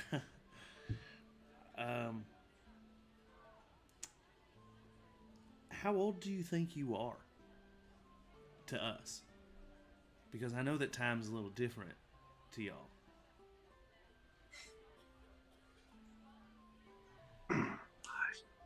I don't know that I really have enough time to understand, like, what that means. I haven't been here long enough, I feel like. Yeah, I guess you're right. I feel between how long I've had, but also how inconsequential life, the time can be in the Feywild. I've taken it for granted, I think. So I don't know that my age necessarily matches up with what it's like here for you. There is something magical about that. It's kind of like you just get to live in the afterlife, but like from the get-go.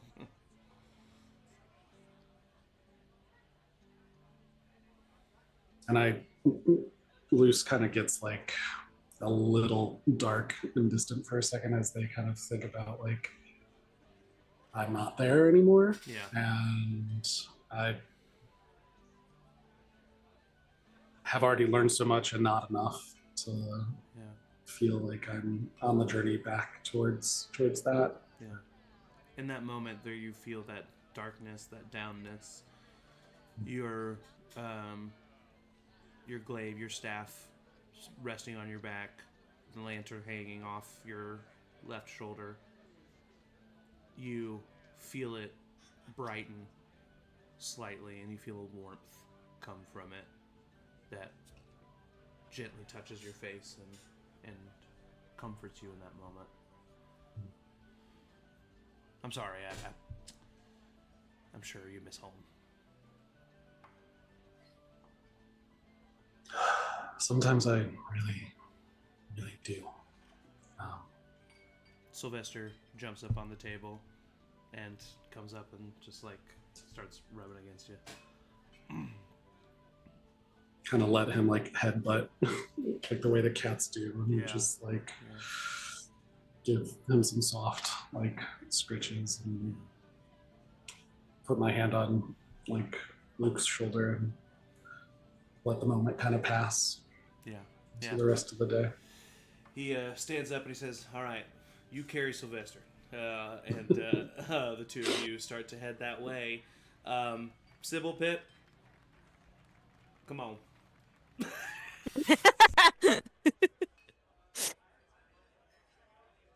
Are we walking? Up to you.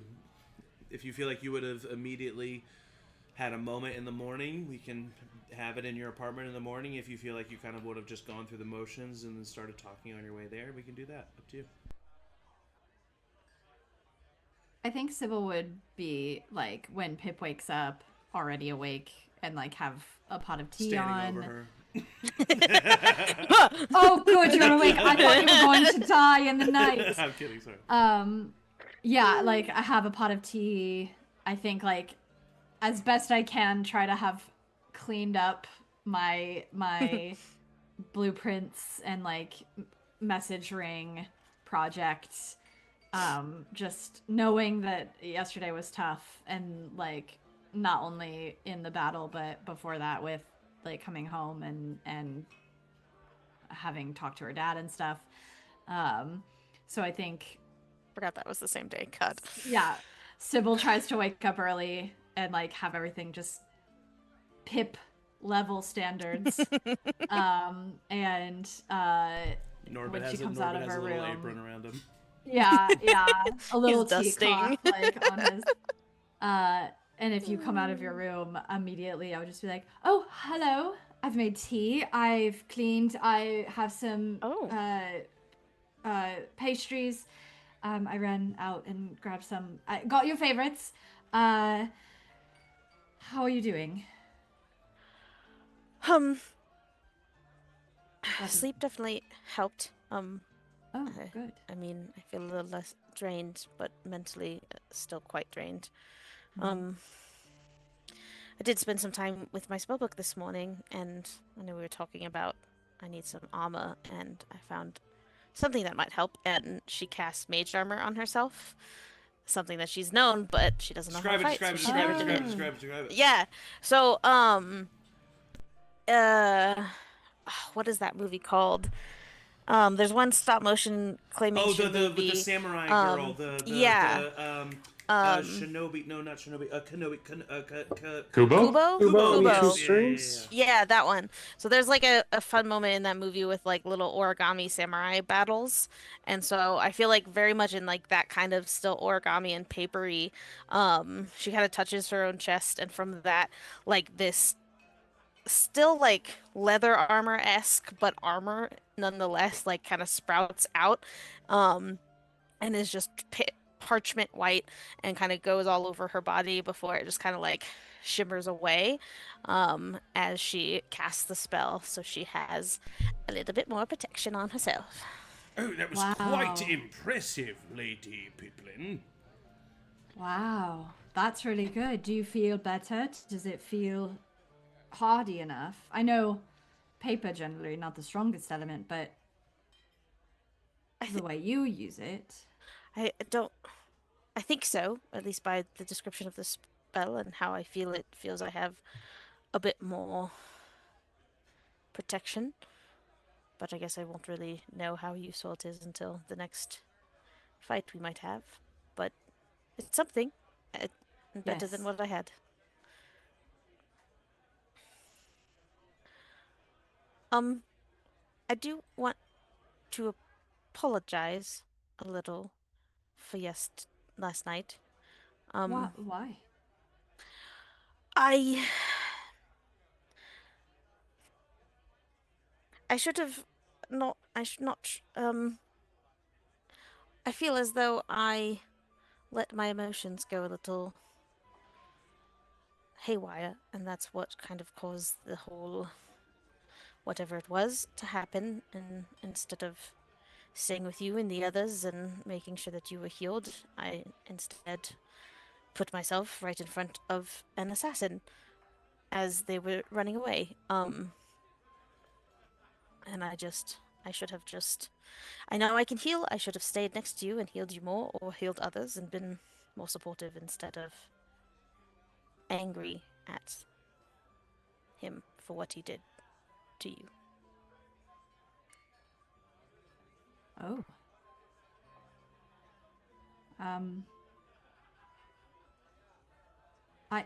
For what it's worth, I'm not mad. I don't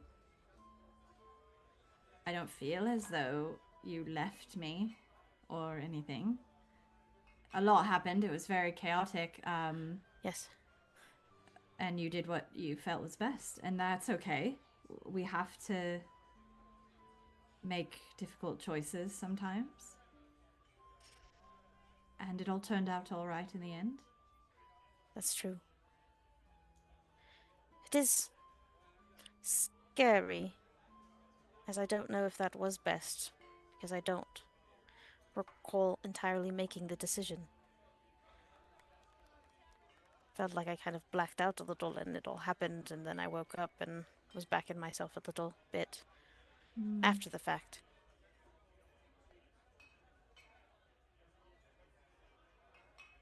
That's curious. I've been thinking about your predicament a lot.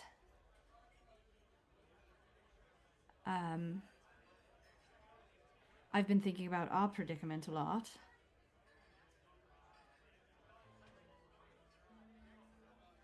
Like Can I ask you a question? Yes? Mm-hmm. I've been asking around. Okay. And I've thought about it, and I've researched it, and I've asked questions, and I've done everything I know how to do to figure something out. Okay. I've asked very embarrassing questions, I think, to a large number of nearly strangers, but I haven't asked you. Right. How does it feel to like someone?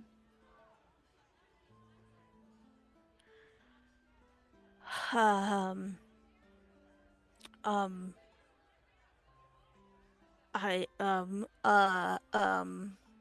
it's okay if you tell me the truth. You don't have to make it pretty. You don't have to make it digestible. I'm not your parents. I'm not asking for anything from you. Just tell me, truthfully, for you, what does it feel like to like someone?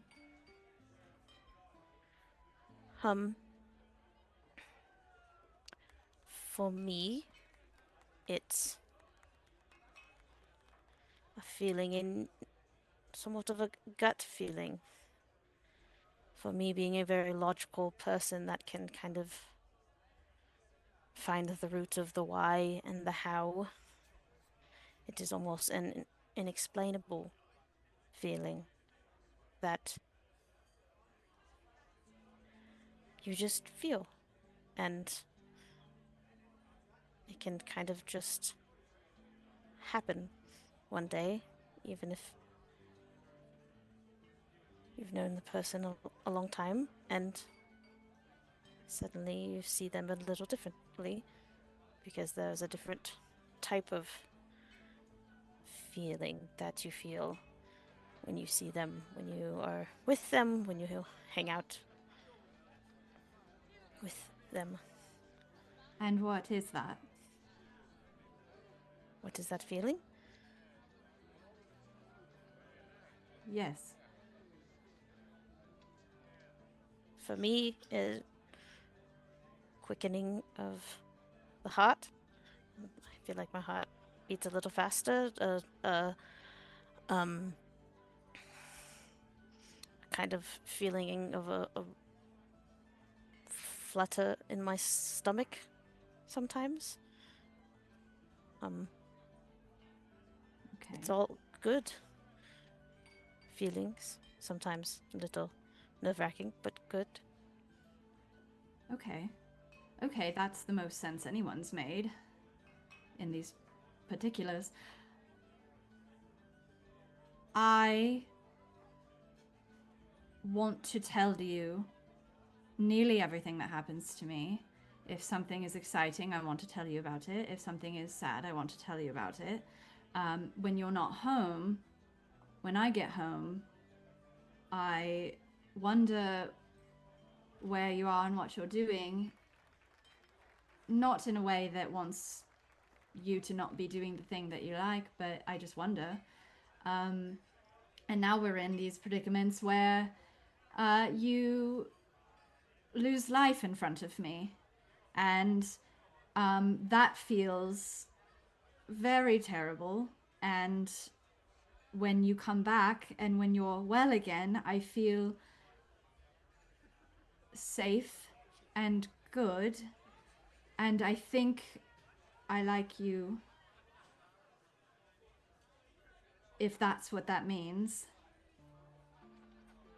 And I don't know what you want me to do about it, and I don't know what you want to do about it, but I just thought maybe you should know while you're alive and I'm alive and we're well and good and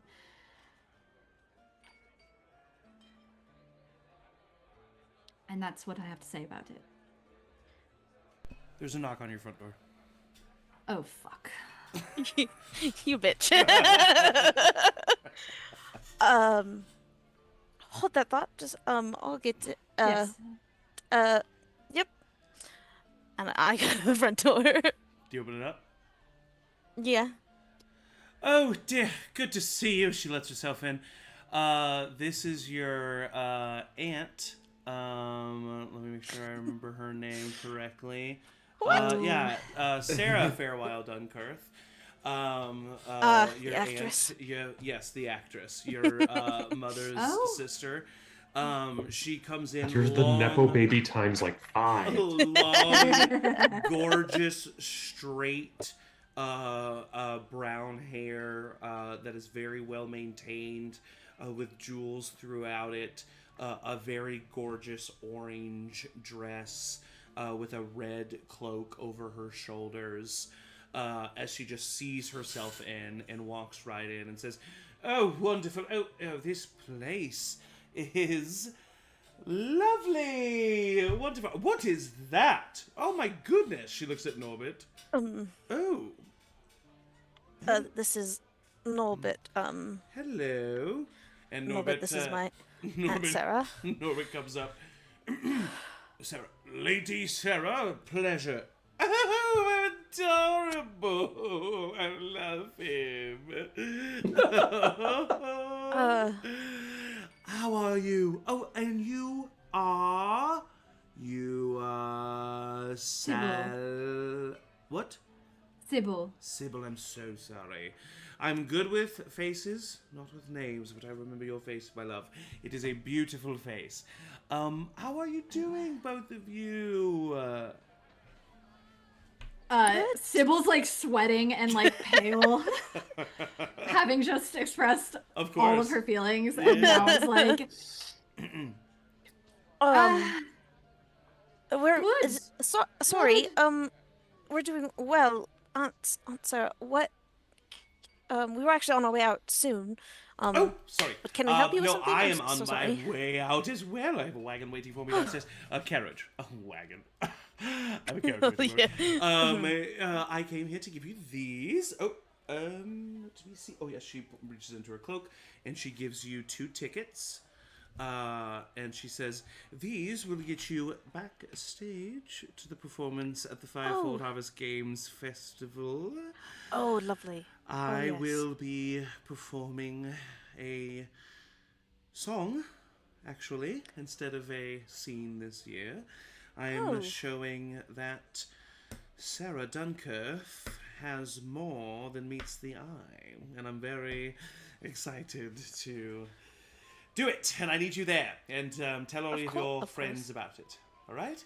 Yes, of course. Yes, we will be at the festival and be sure that this is not something we would want to miss. Of course. Good, So, wonderful, and oh my gosh, it is so good to see you. it has been a minute, hasn't and she it? comes and she hugs, gives you a big hug. I haven't seen your mother. I've been trying to reach her. She's north somewhere, I've heard. Yeah, Doing busy, God's knows of what. course. Yes. Being an ambassador, whatever the hell's that mean? Who knows what it means? No one Please do not go into politics, dear, okay? I'd rather you work at the factory. Genuinely, I'd rather you work at the factory. Okay? Oh my god. Alright, yes. so go to the festival, see me backstage, mwah, mwah, kiss, kiss, and So good to see you. it is so good to see you. Sylvia, wonderful to see you as well. And Correct, yes. Absolutely right. I will see you later. Goodbye. And Yes, she just give my love to everyone and the cousins yes, and yes. uncle. Yes, okay. Walks out. She like immediately shuts the door behind her. It's like, Well, I think we better clean up here, maybe, and go. just one second. Just don't move. And she'll scurry over into her room, and get the present out of her bag Oh my god. and scurry back. I got this for you. Let me back up. The night that everything happened at the bazaar, we were supposed to go to the tea shop, and at the tea shop, I had planned to give you this gift, and had talked to Madame Talbot of a little display to happen. She was actually going to bring you your favorite black tea, but I had added cream so it was a little lighter, and then dusted on top to say that I like you. And then that was supposed to be from me to you, and so I like you too, and I got you this present.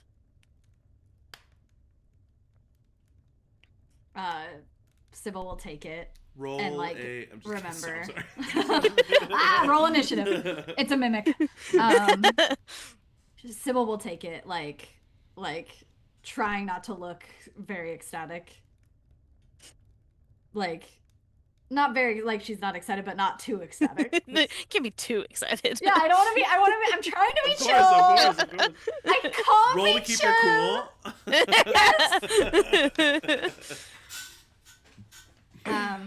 cool. Should I open it now in front of you, or? I guess whatever your preference is. I immediately start opening it.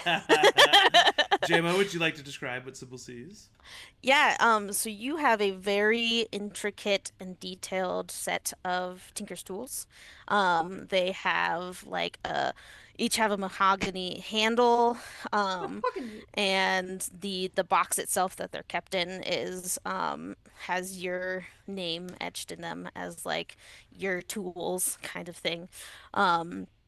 And they're polished and sharp and ready to be used, and has a little hammer kind of etched into each handle, each tool in the set as well, just as like a little extra bonus to them.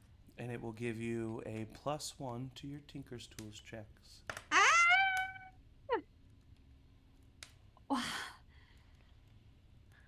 I figured as you were probably getting your own workshop soon, you should have a nice new set of tools. Yes. You've had these the whole time since that night? Yes. In my bag, actually, the whole time. I kept waiting for a good moment to kind of... Well, with everything that was going on, I wasn't sure if I should tell you still, or if that would just be too much, or...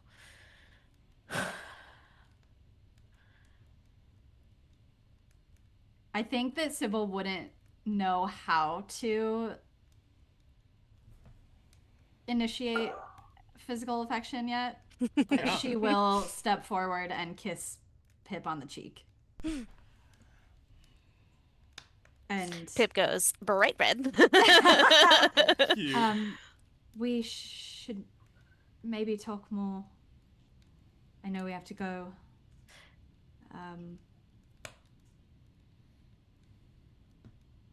Yes. But I'm honestly also not sure what really happens next. I mean, Well, one with the I've party read the books itself. that you read, and I don't know. You read the same about books? that. Oh, some of those books. Oh my. Yes, so I know what happens next. And maybe we should do that later. All right, as the two of you get ready, to leave, that was some great role playing by everybody. Way better fighters than. That was some great role playing by everybody all around. If you do not have DM inspiration, you do. Yay! Yay! Great. And they job, don't stack everybody. though, right? They don't. Is stack. heroic inspiration is different than DM inspiration? For you guys specifically as humans, since it is a separate rule, yes. Yeah. Okay. Most people probably still mark their DM inspiration for heroic inspiration, but that's two separate things for you guys. Okay. Dope. So that will stack for you, because it's your ability. you. I don't want to take that from you. All right, so jumping forward in time, you have all gathered at Vera's Inn and Ale. You have gotten your drinks. You've gotten your food. Everyone, including Norbit, who's chilling outside, is here. Concentrating on stacking grapes on top of each other with my mind. You're getting really good at that, man. Okay, now... you alright? Now take the whole stack and move the whole stack up. Oh. Hush. Just a second. What are you thinking about when you do this? I'm learning how to multitask, and right now it's really difficult. Okay. Thinking about the shapes that I want it to achieve, and then really concentrating on making sure it doesn't roll a spell attack, Will. Okay. Where's my spell attack?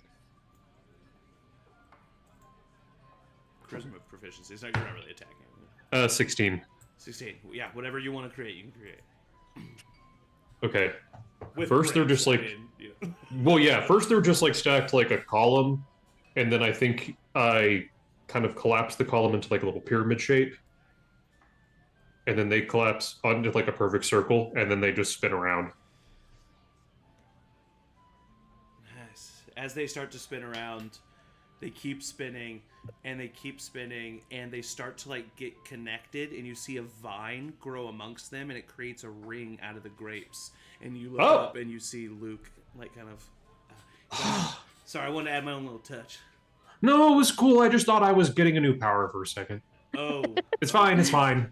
Sorry, I thought maybe you'd think that was cool. My bad. It was cool. Yeah. No, it was so cool. I was excited to think that I was doing it. Exactly, yeah. It'd be so cool if there was something... No, I completely understand that, yeah. That's a good lesson to learn. Hey, I'm about to do something. It's not you. I should... Yeah, I can't do any of this shit.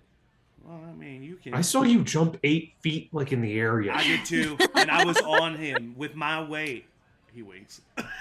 Yeah. Technically, yeah. Yeah, but you're, like, speaking in people's minds. I can jump up 8 feet. How many walls do we got to get over? Technically, we're all speaking probably in a people's lot. minds. We just get there differently. Wow. That makes me feel less special. I'm sorry. Sometimes... For the Zach record, I don't think I speaks could and even... Luke I don't think I could even... I can't even jog down a city block without getting winded, and Eovald's jumping over fences and climbing up walls. You want me to put you through a boot camp? I'll get that. Guys, will you help me convince Will that he scared a well-trained bloody assassin last night and how cool that is? Yeah, it's very cool. Eovald, you already said your shit and he doesn't believe you. Someone else help me out with But that. yes, I will take you up on the physical training thing. All right, cool. Yeah, if anyone... Swole Will? Swole? I Sounds can't like guarantee. swill. Yeah. Ew. I can't guarantee you'll get swole, but you know, gotta get your got to get your fitness up so that when we're in the midst of battle, you can kind of hold your own that department. Anyone else is welcome to Real join. quick, because I love D&D and my friends, JMO and Angie, in the chat of Doom, I'm going to need you to roll a d20 and add what is ever next to your deception skill. And we're going to say this is a DC 12. DC 12. Pretty low DC. I have a plus 3. Plus 3, okay.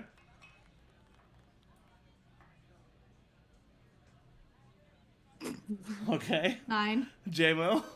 I have a. What's my perception? I literally just looked at it and then forgot. +0. Sick. Oh, that's surprising. Yeah. Shocking. So you see Pipplin is there just like listening and enjoying everything you're saying.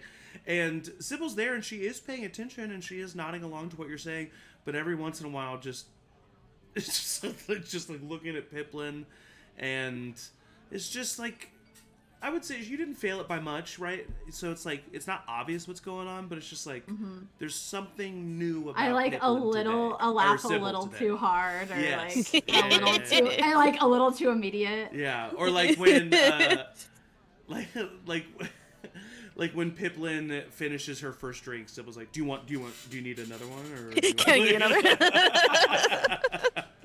Or I just go I don't and want to get assign one. that to you. Yeah. I think Sybil wouldn't be like, "Do you want another one?" Sybil would just like make sure that Yeah. there is one. Yeah, which is something Sybil would do, except she's just kind of like doing it extra, you know? Yeah. Just like a little extra. Yeah. So who notices? Yeah. Oh, who so notices? anyway, passive insight above a 12 would notice. Yeah, my passive insight's 15. My passive insight is 12. Okay, so you would notice meets beats. So Same. Yeah, everybody Everybody knows. Everybody notices that Sybil's acting a little. I also notice Pipplin now. Is that true? Yeah, you do. Yeah, I'll 'Cause give I you got that. a 15. Yeah, I'll give you that. Yeah, I think that would make sense. Yeah. All right. Pipplin and Sybil, you want to join the kind of workout regiment that starting up with Will? The more the merrier. Oh, I don't know if you would want me there. I'm quite uncoordinated. Well, that's the same with me. All the more reason to be there. I can't touch my Okay. toes. I think a group workout would be great, honestly. I think maybe all of us should do it. Little conditioning. My father used to make us run drills. He wanted us to be a spike ball team. I used to run drills in the army. We were when we were children, but He Yes. made his children run drills? yeah, we were a spike ball team. Until spike ball? I became Your dad likes spike disinterested ball? in spike ball. Oh yes. What's that? Oh, Luce. Oh. Fun. Oh, It's not fun. Oh. It's not Should fun. we be a spike ball team? Oh, No. yes! There's 6 of us. No. All right. Well, I think being a spike ball team would be fun, but I gotta be honest. If we entered a match in this very moment, we would lose. I agree. Yeah. There's absolutely no training. We need to strategize. We need to prepare. Yeah. So let's. How about this? We'll, Yes. Speaking. Oh yeah. Sorry, Pipplin. Go No, I ahead. was just speaking of group things. There was that mention of the parties against parties True. fight something at the festival. Oh, yeah, Now that we absolutely. have a name, we should maybe sign up. Ooh, if that'd that be fun. sounds Yes. Get our name out Yes. there. Yeah. Yes. All right. So I'm yeah, not sure. We'll sign We should up. also discuss what's next. If I mean, Oh it yeah, might not didn't be you a- find? Oh yeah, we're we done. have, But the whole reason we're fucking here. What'd you find in that ledger? I pull out the ledger. Tell us what's in it, Matt. I'm I'm just kidding. I couldn't. Make it up. It says I, Terry Lorhart, killed everyone. I did what they say I did. Matt, I will tell you what is in this ledger. I've been a bad girl. Get your note taken I'm ready, ready. people. So, through this ledger that you read over the night, because we're just going to say that's what you did, or at least you perused it enough to gain the following information. Thomas's main job as deputy magistrate was actually working with the Public Works Committee. That was his main job. Boring, right? Until you start noticing what that entails. because specifically one of his jobs was handling the shipments in and out of Crosshaven for specific events. So, like, if those shipments in and out of Crosshaven were for specific events, i.e., the Fivefold Harvest Games, he was the one overseeing the, like, contract of that and the logistics of that, right? As, like, the main politician. Turns out, Thomas was pocketing extra coin to keep a blind eye to certain inconsistencies in shipments, whether it be unknown origins, unknown contents, lack of paperwork, etc. So this is what you notice. Next to some of the shipments, you will see symbols. And you are able to put 2 and 2 together, especially because you got nat 20 when you discovered this, that these symbols correlate. If there's a symbol next to it, it means he did something outside the norm with this shipment, right? So you see the symbol of the Night Wardens in a few places. Specifically next to shipments, recent shipments of blades and crossbow bolts that were meant to go to a blacksmith. There is also symbols of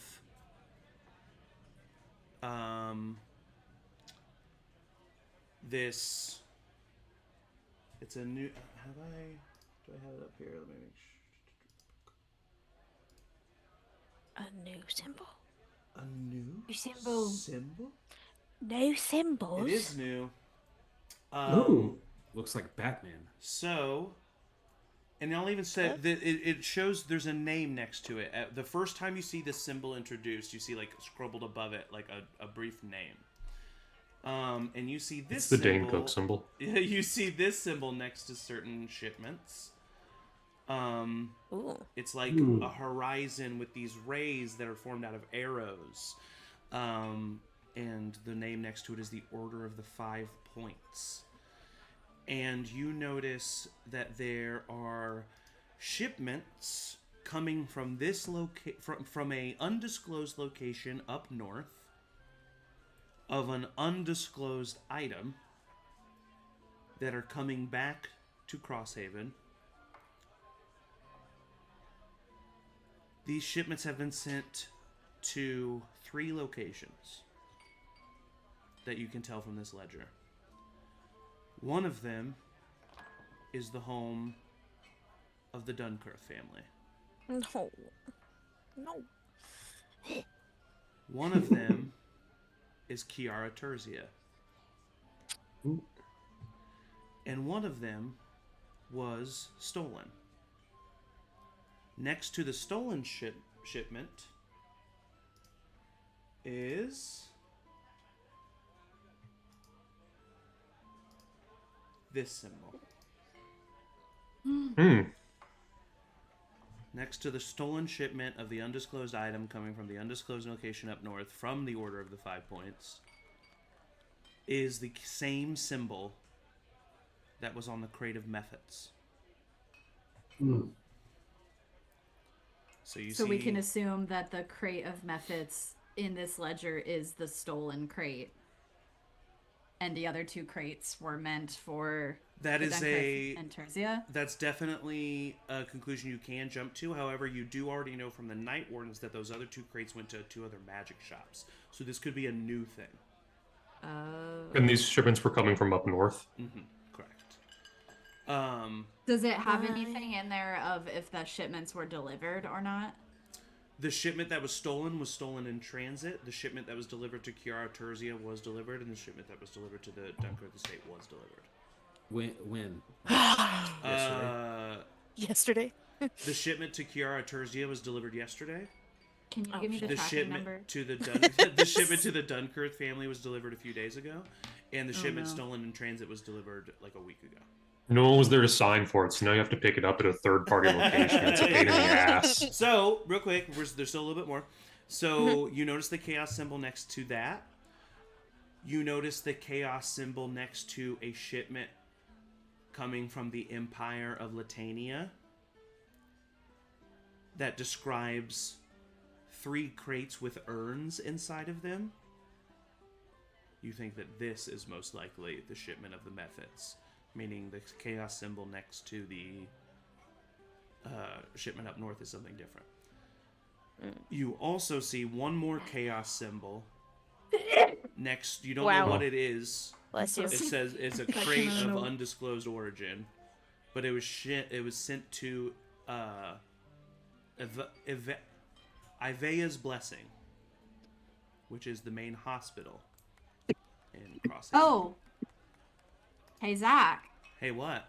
At the beginning, there was a guy who yelled about the hospital being closed because of some sort of illness. They were like full up. Yeah, I guess they did yell about that. Oh no, where is it? So yeah, can we retcon that we checked on the hospital 4 days ago? We were busy. Can we retcon back to session 1? We were fighting in the sewers. We had other shit going on. I know you're searching for it, Angie, but you are correct. Yeah. Your memory is correct, and that is right. The town crier was, as you guys were walking from the Brilliant Bazaar to the station, yelled about how I forget how to fucking pronounce it. I have a pronunciation guide somewhere. I just can't remember it. It's your name. I know. You decide. Ivea's Blessing is closed, and to use the other hospitals because there is a breakout of some sort there. So, you see that chaos symbol all over the place. Finally, you look at the 2 contracts that were in the back and folded up. It had the symbol of the bloody daggers on it. Also, they weren't really contracts. They were kind of just statements of sale that were basically diary entries and or letters. Like an itemized invoice? Kind of, but he he framed it as that, but it's really just him writing down what happened. And even in the thing, he talks about how he shouldn't be doing this because they ordered him by penalty of death to not write down any of the exchange that happened. So he spells it out. He spells out that he met with the handler twice, that the handler is the representative of the Bloody Daggers. He tasked the handler with killing Elvinter, and he tasked the handler with killing Morton Lyrie. It describes the handler as a human man, bald with no hair on his head or face, the tattoo of a dagger on his skull, and it also has the address of where the handler lives, and states that Thomas had him followed. Yeah.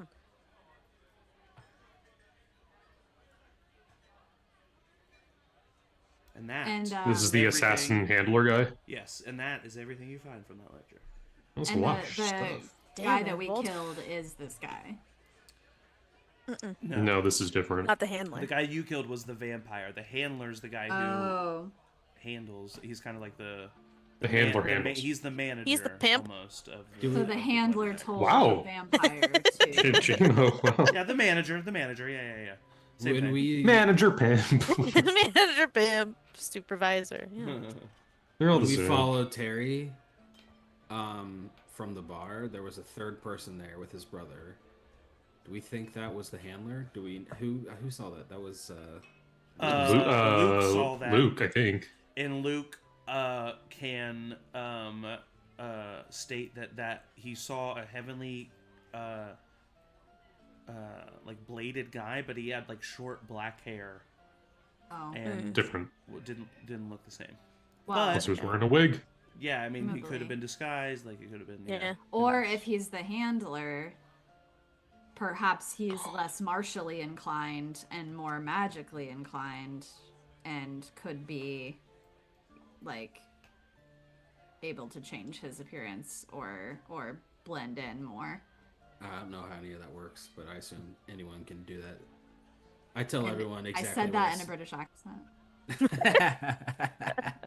That's how I didn't know you could do that with accents. Yeah. Yeah, Sybil's pretty talented. I just tell everyone exactly everything that was in the book. I don't bring the book out at the table just because yeah. we're in a public spot. But Does anybody have And any this was questions all about from anything that I Thomas, said? right? Yes, Like this is was from all the Thomas older and brother. Thomas's older brother. Yeah, Thomas is the older brother of Terry. Yeah. So it looks like Does Thomas was doing this to clean up because he hired the assassins to kill Elle because Elle witnessed Terry use his magic against somebody else and use his magic in a really negative way, and they really care about their family name, and so that was the reason why they killed Elle. He sent the assassin after Morton for stealing the family heirloom and for, basically in doing so, insulting the family name. And so it seems, and those were both kind of mistakes / things that Terry brought on himself.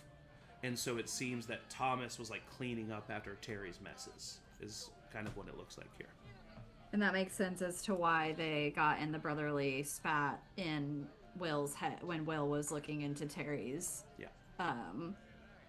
brain. And what did he say? He said something like, "Don't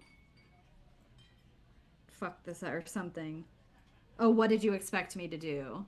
The brother said, "What did you expect me to do?" All this information. So it sounds like Terry doesn't necessarily want Thomas to be utilizing, or it could mean that. No. Could mean. Seemed like he maybe wanted it for Morton, though. So maybe Thomas is a little more of our guy, and Terry's kind of just a scapegoat. Mm-hmm. I think Terry's implicated still. I think he's. It seems but we had enough evidence for both of them, to be honest. Terry is just a damn idiot, and Thomas is like actually doing stuff. This evidence combined with Elle's letter, No. that definitely paints Terry in a bad light. So I know we need to talk to Sergeant Grand first and immediately, but we also do we need to split up and make sure that those packages that got delivered are not gonna blow up on these people? I think we probably should check on Headmistress Tertia and Pip, your family. Yeah. I have somewhat of a hunch of what might have been delivered. Said it was delivered yesterday. I think. Oh, a couple days ago to more your family, methods, Pipplin. or I don't think it was. I don't know for sure. I know that my mother is up north, and it's possible that what she ordered from them with one stolen, that's the reason she's up there. I just would feel better if we could check, sooner rather than later. I can at least ask my father if he remembers the shipment and if it is what I think it is. okay. And then we'll check on. I can go check on Tertia. If it is the same thing that was sent, I would like to also talk to Tertia about that thing. Maybe we should go to Tertia as a group right now, instead of. I think if we don't go to Sergeant Graham, we're going to be in real big trouble. The guards told us as much. That is true. What if you guys go to Sergeant Grant and I can just run to Tertia? Okay, but will you take Norbit? There's a bit of commotion at the front of Vera's. Just kidding, he might be getting in a fight. A man steps up and he says, all right, listen up. It's been an hour, just town criers going around. Last night, the High Magistrate, I was waiting for this. Julian Quaritch, was killed. He was slain by Magistrate Nikolai Tens from the Kingdom of Navarre. An investigation, and as soon as he says that, gasps in the tavern, because that is not something that has happened in this city. A direct kingdom on kingdom attack in decades. If that is what's happening, which is immediately what people are jumping to, right? The guy's like, and this is an iron guard that you can see coming around, I should specify. And he kind of and he raises his fist. An investigation is ongoing as of right now. Both rulers are denying any involvement or knowledge. More will be brought to light, God's willing. All right, take your drinks. Cheers. And he just kind of leaves, and some people are really bothered and kind of immediately start talking about that. Some people don't give a shit. It varies. Who was it? Kingdom Nodavar and... The High Magistrate Julian Korich is just a High Magistrate from Crosshaven, so he's actually not from a kingdom, but the Kingdom of Navarre Magistrate is who attacked him. Also, I am attuning to the ring. Okay, yeah. Just like, I'm gonna keep it like hidden in my pocket, but okay. I'm attuned to the ring. All right, so it is an item that is very available. You can find it. It is the Ring of X-Ray Vision.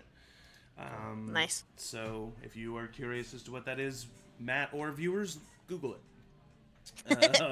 But that is something that you can attune to, my friend.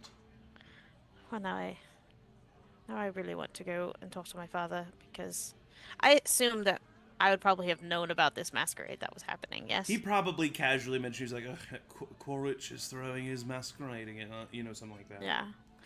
I think it is likely my father was at this party that all of this happened at, so I'd like to check in with him and see if he's okay, and can also check in about this delivery. There's a lot going on now. I'm from Navarre. I mean, Sybil and I could just on our own go and check in, and can kind of divide and conquer again. Maybe this afternoon we meet back up and go to Sergeant Grand. I think Sergeant Green has to be the first. They told us that has to be the first thing that we do this morning, otherwise we're going to be in trouble. Fuck. I mean, what much trouble we're going to get into? We killed an assassin. Like prison. Possible execution. Extra hanging us from like our hands, like in a shackle, like in a. But what if Eovald takes the ledger that has the evidence? Eovald and I don't know, someone. I'll go talk to Master Sergeant. I mean, it's the boring thing. Eovald doesn't I'm like the him NPC, though. I can do it. I want to go talk to Master Sergeant Grant. Are you sure? Yes, I'm not gonna pull anything. I just want to be able to read their intentions, because I don't trust them now. But if I feel like we can trust them, then that's another thing. Okay, so Luke and Eovald can do that. Yeah, Luce, maybe if you want to go with Will to talk to Toza, Headmaster Toza. Oh, sure. I didn't connect with him last time, but I don't know, maybe a second set of years and some eloquence may do us well. Not to say that you are not. Just catching strays left, right, and center. This is a great day for my confidence. Okay. Awesome. And then Sybil and Pip are both going to Pip's house, if that's what I call it. And holding hands on the way. And oh my God. Okay, so who's Norbit going with? We'll take Norbit with us, because yeah. if your dad was at a place where a guy got killed, I don't know, and he's like involved in some night ward and stuff. Yeah. So I'll say, Norbit, come with us. But then I remind Luce, keep this sending stone. Oh. If you run into any trouble or find anything out, let us know. Absolutely. Thank you so much. I'll keep that in mind.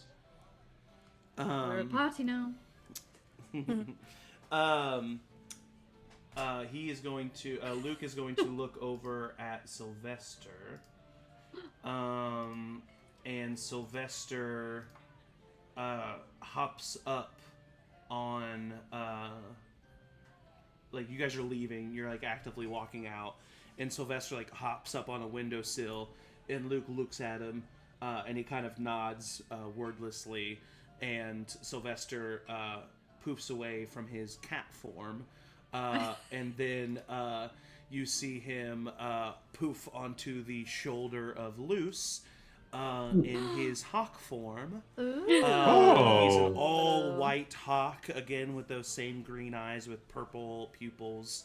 Immediately Sylvester's like, head is craning and looking over at Luce, and Luke says, Sylvester will stay with y'all and find me if there's any trouble. Fun. Yeah. Wow. And by fun, I mean very serious mission that I'm taking. Grounded You way. can have fun Stairs- while having a serious mission, you know. It's Okay, then great. it's healthy, actually. And Sylvester just takes off one big wing and starts circling around. Ooh. I'm not going to be able to see out of his eyes or anything. I'll be too far away. But if anything happens to you, he's pretty fast, and he'll be able to find me pretty quickly. Got it. Okay. Go team. Go team. And you guys are connected through the stones, right? Yes. Stones. All right. So we'll start in order of most boring to least boring. So we'll start with Sergeant Grand. Oh my god. I don't know, because this is what's going to lead us to our next. You know? Like, maybe. Yeah. Maybe. No, Yes, but yeah, we that's will. true. We will start with this though. How are you ranking this? Is this like in terms of how you like the NPCs?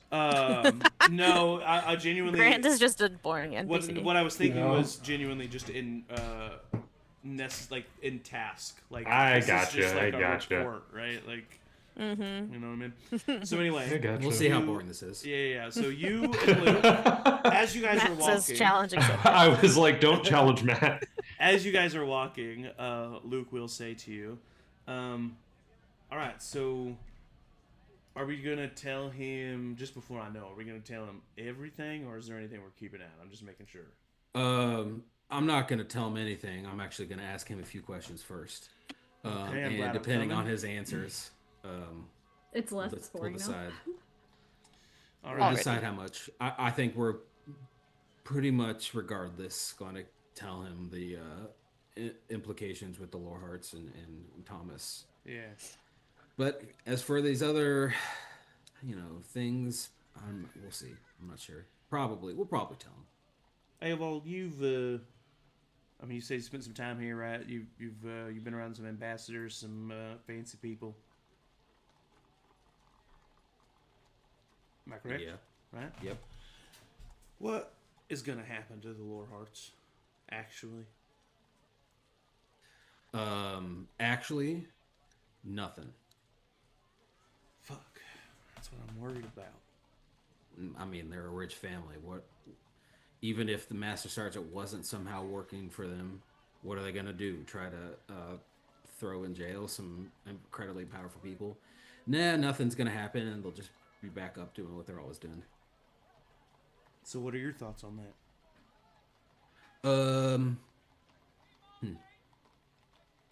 I think eventually we're gonna have to confront Thomas because, well, I think perhaps we're gonna have to take this matter as outside of the normal political spheres. Yeah, I think so too, but I really want to. I've seen enough violence and I've seen enough death to, at least in my opinion, learn that just death and violence begets more death and violence. But what if we could scare them? Scare them enough? Or what if we took away the thing that gave them their power, their money, their wealth? But how could we do that? We tell everybody. Well, yeah. If everyone knows that they were involved in this method attack, that's terrorism. Even if they're convicted of it, the people will think so. Yeah, exactly. We tell the people. Yeah, let's get a hold of that one town crier. That guy was a good performer. Yeah, he was good. Yeah, I remember you guys telling me about him. Yeah. We told you about a lot, spent hours talking about it. I know. I thought that was weird too because I was like trying to figure out like what had happened to you guys since you went from the Brilliant Bazaar to me meeting up with you in the sewers. Yeah, And I want to say about 60% of that story was you telling me about that town crier. Yeah, damn, that kid's got a bright future. I need you to know that nobody else mentioned the town crier when they told me that side of the story. You were the only one that mentioned the town crier. I'm sure we all talked about it. We all debriefed about the town crier after that incident. I'm sure. I didn't know until I talked to you that there was a town crier. I actually asked Will about it, and he was like, "Oh yeah," that was about it. Yeah, it's just like one of the first times I felt like maybe I could be a father. Excuse me? I don't know. I just something about that town crier, just like someone starting their life. Something about that grown man? How old do you think he is? I don't know, but he's at the very least. I mean, there's no way he's older than 14 or younger than 14, right? Yeah, you're right. Yeah, you want to be? Hey, what's going on there? I don't know. This is supposed to be the boring one. Yeah. Well, I did make a vow to make it interesting, so. Yeah. No, but hey, really, what's going on? What's I don't know. I've just been thinking about it. Like, I don't really got. My future's kind of up in the air. I'm like, should I settle down or should I go out there? You are like a brick wall for 95% of the day. And then every once in a while, it's like I'm walking past this brick wall. And then every once in a while, there's this wide open door. And the stuff that I see behind these doors is crazy. But then I'm immediately next to a brick wall again. Yeah. Well, you're lucky that door's even there, because for the first 90% of my life, it's only been brick wall. Well, you know what? I do feel lucky, because, Eovald, I think you'd make a good dad. After work. Yeah, on yourself. You. Yeah, you're yeah. I don't know. Well, I'm not committed to that and everything, and honestly, I don't want. Sometimes this world makes me think I don't want to have someone else and have to live in a world like this. Yeah, it's all full of corruption and death and whatnot. Now that we're at a party, I don't know about y'all, but after solving this, I don't know where things are going to lead us, but I'd love to get out of this fucking city. There's a reason why I live out in the farm, I mean, where do you want to go? I don't know. I really don't. But I just hope whatever we decide to do, there's the opportunity to take us out of here. Yeah, I think I agree. Oh, look, we're here. And you walk into the Brilliant Bazaar District Iron Guard Station. And you see behind the front desk the same bright-eyed and bushy-tailed young private who stands up and doesn't recognize you immediately. Hello, how can I help you? We're here to see Master Sergeant Grand. Oh, yes. There was more of you last time. Yes, and who's? I'll get Sergeant Grand. Yes. They walk away. And after a moment or two, you see Sergeant Grand come out from around the corner. His darker gray cloak with the pauldrons, the markings of him as a Master Sergeant, his Iron Guard uniform, kind of balding gray and black hair with a trimmed gray and black beard. And he approaches, and you see that he sees you first, Eovald, and not really, and he sees Luke, but not really anybody else. And you do see his demeanor kind of tense for a second, and he steps forward. Well, hello, how are you? Nice pauldrons you got there. Thank you. They dignify the work that I've taken to get here. Assume those are combat-ready pauldrons. You could step out into a scuffle at any time. Would you like to find out? Yeah, I would. I'm kidding. Yes, I am too. All right, Master Sergeant. Luke is like... We have figured out some additional details in this case that I think might interest you. I was given word that you would be making a report this morning. Please follow me.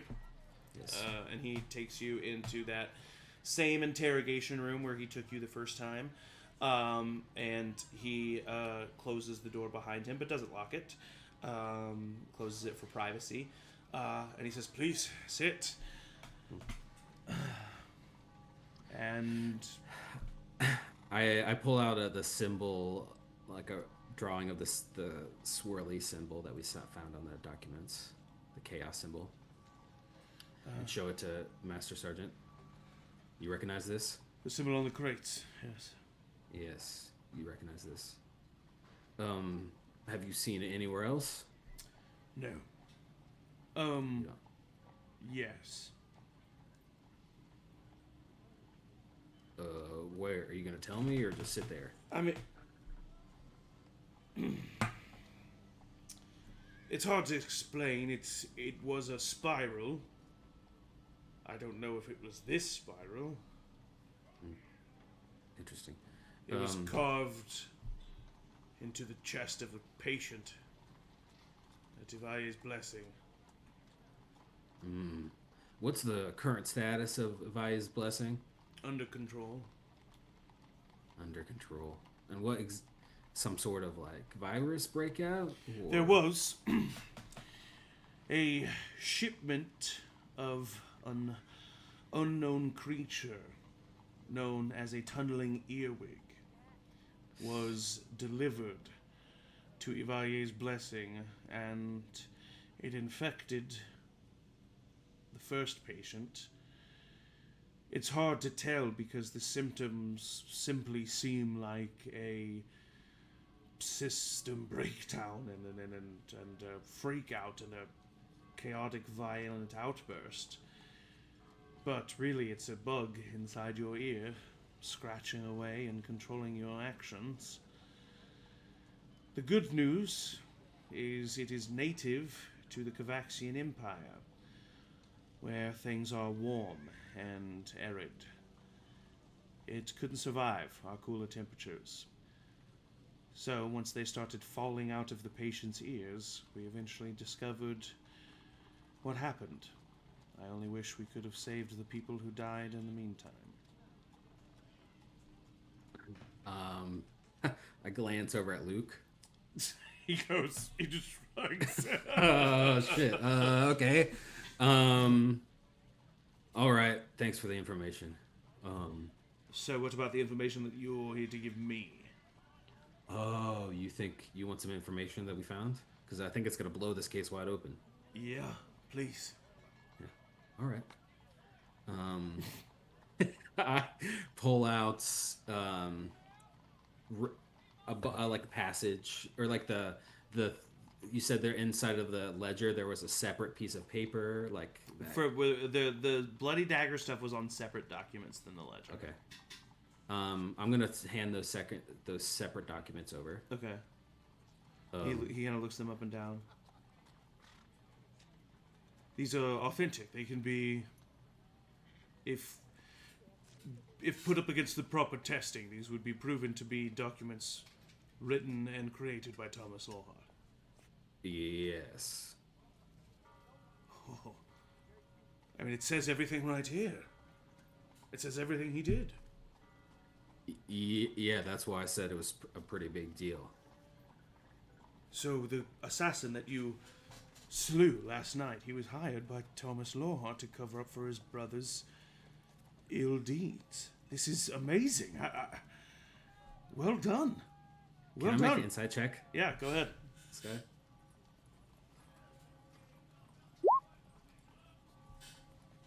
I can 15. 15. He does seem to be being truthful. There is something that he is hiding, but it is not a maliciousness. There is a oh fuck kind of sense to his voice. But not a like, but not in a malicious like, oh, they figured it out, as in like a oh, anybody but them kind of way. Okay. You know what I mean? All right. Well, this is exactly. I mean, how could I not come forward with this information? Are you coming forward with it somewhere? You gonna take this public? Well, of course. I mean, it's what I would have to do. I'd have to report it to my superiors, and they would be brought to justice. And who are your superiors? Well, I mean, the hierarchy of the Iron Guard. All right. Well, yeah, this is a pretty big deal. Luke, who has a pretty high passive insight, kind of speaks up in this moment, and he says, "What'll happen to you if you come forward with this information?" And he kind of says, "Well, I hardly think that matters. The Lawhearts have their connections. They will probably have their emotional reactions, but justice must be served."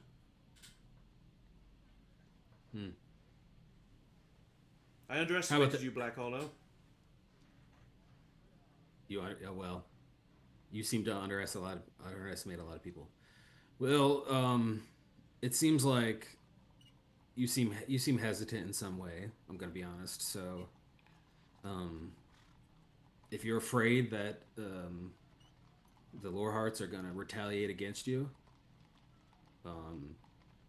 I mean, that's a valid thought. And if you remember, we are in the business of killing assassins. So if you need any help, just let me know.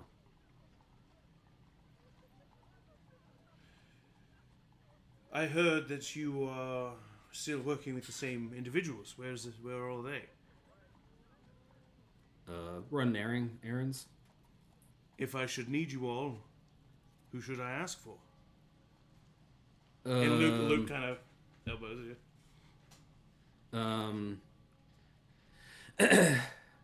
Have you ever heard of the Six of Swords? No. Now you have. Oh. All right. Cool. Yeah. I stand up dramatically. All right. He puts out a hand. Interesting. A handshake. If I take that handshake, that means that there is a little bit of respect between us, which is hard for me to understand in this moment. But you are part of the guard, and I do have a little bit of fuck it. I give him a handshake.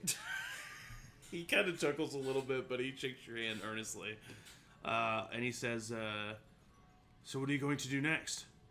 I mean, I will have to take. You left the letters with him, right?"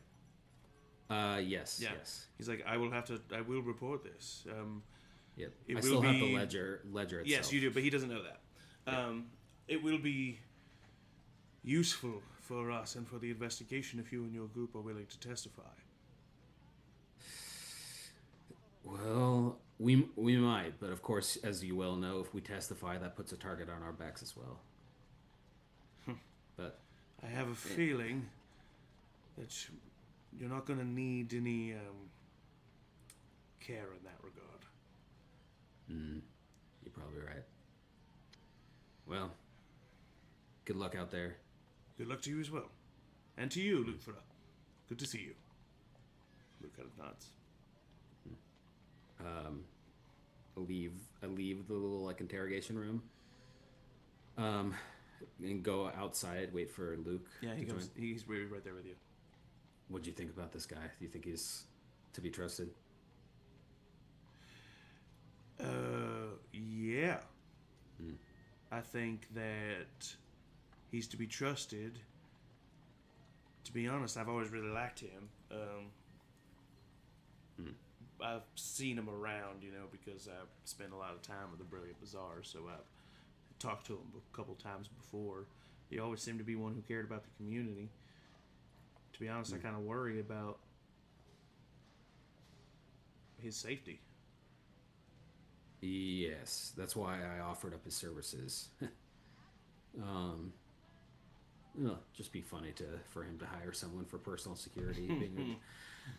You have a? Can you talk to your bird friend or whatever? Because I feel like we should warn the other group about this ear thing. You know, this worm. This.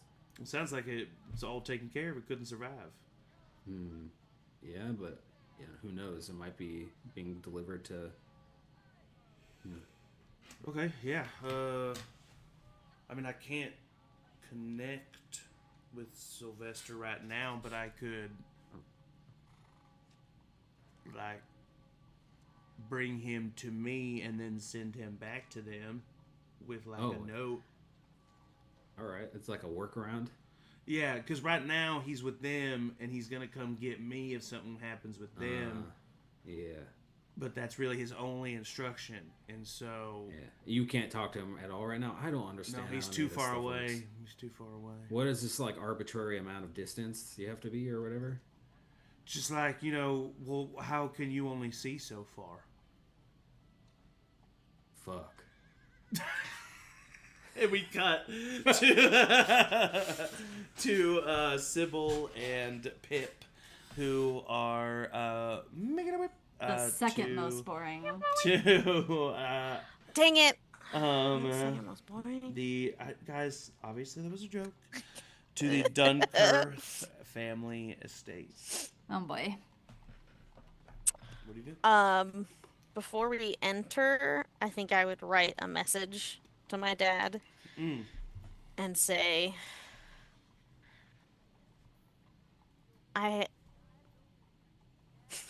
it's Pipplin. I have more questions. Just like right on your arm.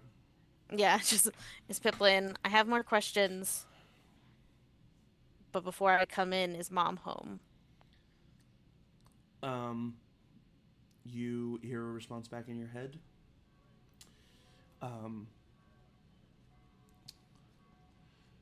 As I told you, your mother has been gone for some time.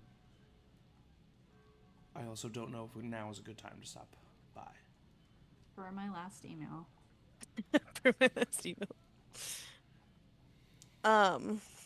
Do I notice any, like, carriages or something out front that mean there are visitors here? Mm-hmm. Do I recognize any of those carriages? Roll a history check. They're all Hummers. And Range Rovers. No, it's a nat 1. Nat 1. You don't recognize them. I loved that. Okay. I write back. This is somewhat urgent regarding a delivery that you received. Was it ours yesterday or 2 days? This one was a few days ago. A few days ago. And also what happened last night. You hear back in your head. What shipment are you talking about? We're always receiving things. Also, there was an attack on the magistrate last night. I am fine. Okay.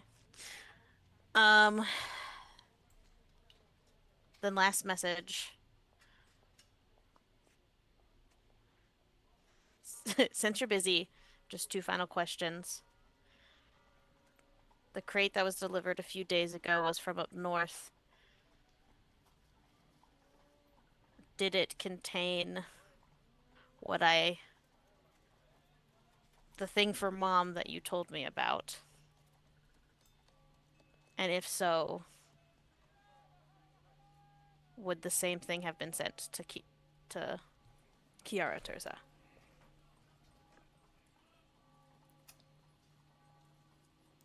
People are over asking questions about the event. Investigators. If you're talking about the shipment, it was from your mother. In its raw form. Makes sense they would send it to Kiara. This stuff is new and different.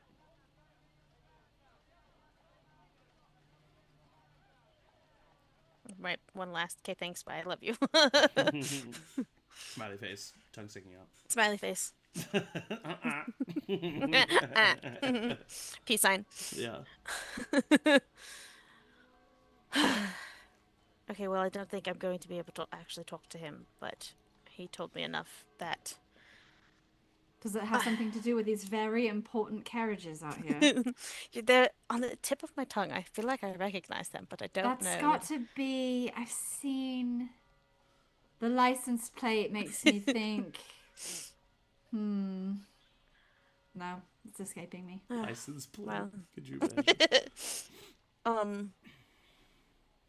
But there are people asking questions about last night, which I guess makes sense. It just happened last night, so there are people And you really asking think him. your father is telling the truth to you? That he's I would hope so. okay and he... I mean... As of now, I at least have to believe him, and he's been somewhat truthful about what he had been lying about, so... But that was when he was by himself with you. Now he's in front of people. That's true. Let me try something. And she uses the message spell to send a message to Sybil that says, testing, try to respond just in your head without talking. What are you using? The same message quill, but Oh. seeing if... Because I don't think she would know if her father would have to say things out loud or could have just thought the response. So she's testing that. Oh, he's just thinking to you. It's just working the same way message works to normal people. So he is just like thinking back to you when he responds. So he says in his head, it's hard to... No, I sent that to Sybil. Oh, to test yes, it. Sybil, you hear it in your head. Yes. And then you can respond in your head.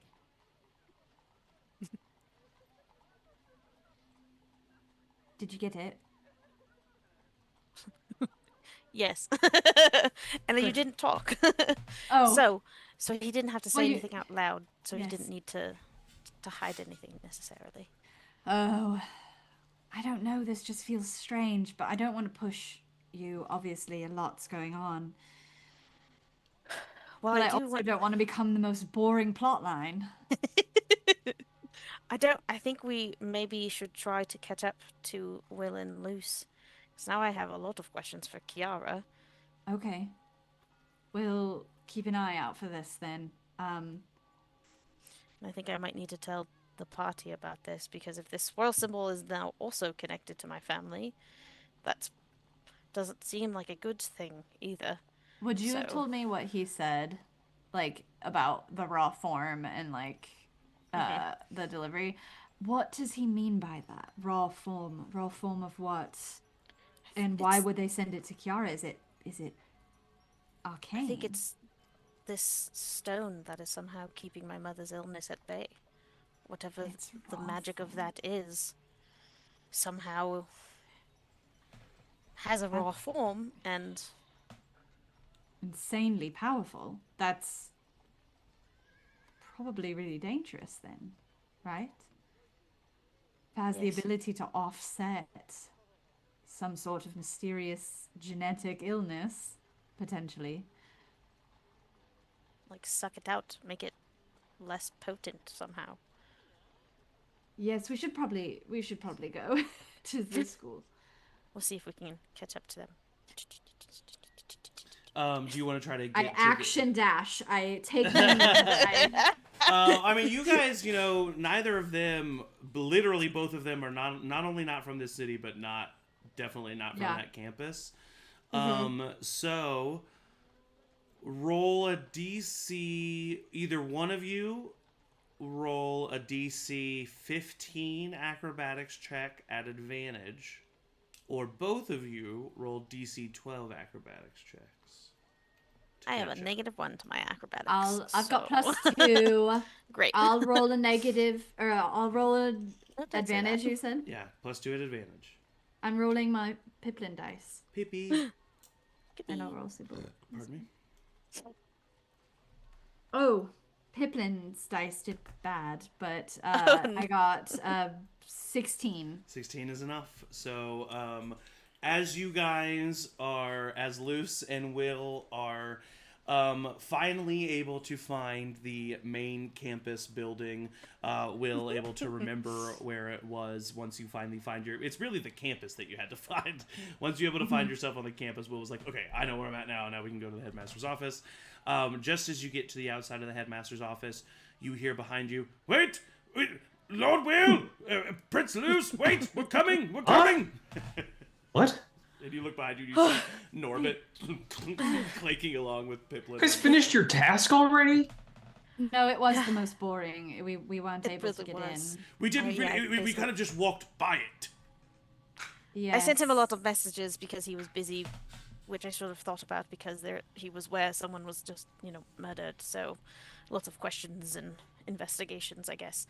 But I was able to get some things answered. And I do know what the shipments were. What is it? Okay, so should have probably told the whole group about this before we all left, but I'll inform Luke and Yeah. Sorry, yes. So I had a little brother. He got sick and passed away a long time ago. Not a long time ago, some time ago. Turns out the sickness that he had is actually genetic, on my mother's side, and my mother is still sick with this, but has discovered some thing, a stone-like something, that kind of takes some of the sickness away from her until it can't any longer, and then she needs a new one. That magical something is what was sent by my mother to our home that delivered a couple days ago. And that same magical something, in perhaps a different form, was sent to Kiara, I assume, to study. So... Is it... I don't mean to be disrespectful. Is this contagious when the sickness is taken from your mom into the stone? I have honestly no idea how it works. Okay. Luce, have you heard anything like this in where you're from? You definitely, I mean, you would probably be more familiar with magical diseases than most people, Luce. Yeah.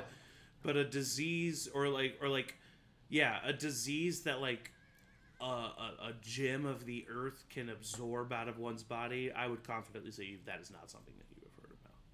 I know of some elemental things, and of course there's all kinds of elements, mysteries, flux in the Feywild, but this is not one that I'm familiar with. Wow. So because of that, we wanted to kind of catch up with you and also ask her some Yeah, questions about totally. it. Let's just all be careful in case this is, well, if it's genetic, I guess maybe it's not contagious, but I don't really know about the properties it's shown. Anyway, we need to make sure that she's... Yeah, I honestly hadn't thought of that. I don't know what they do with the stone when it is full. In my mind, I see it as the same kind of thing that people have when they smoke, that kind of collects the smoke, and once it's full, you have to go empty it Well, somewhere. it has to go somewhere. Yeah, so I don't know if you have to empty the disease somewhere and you reuse the stone, or if it's kind of used up and that's it. I'm not sure, but... Based on my workings with magic and witchcraft, you kind of have to have an opposite reaction. You can't... Balance. You can't... Yeah, exactly. You can't exactly just create... Oh, I'm not here. Luke? Sylvester. Well,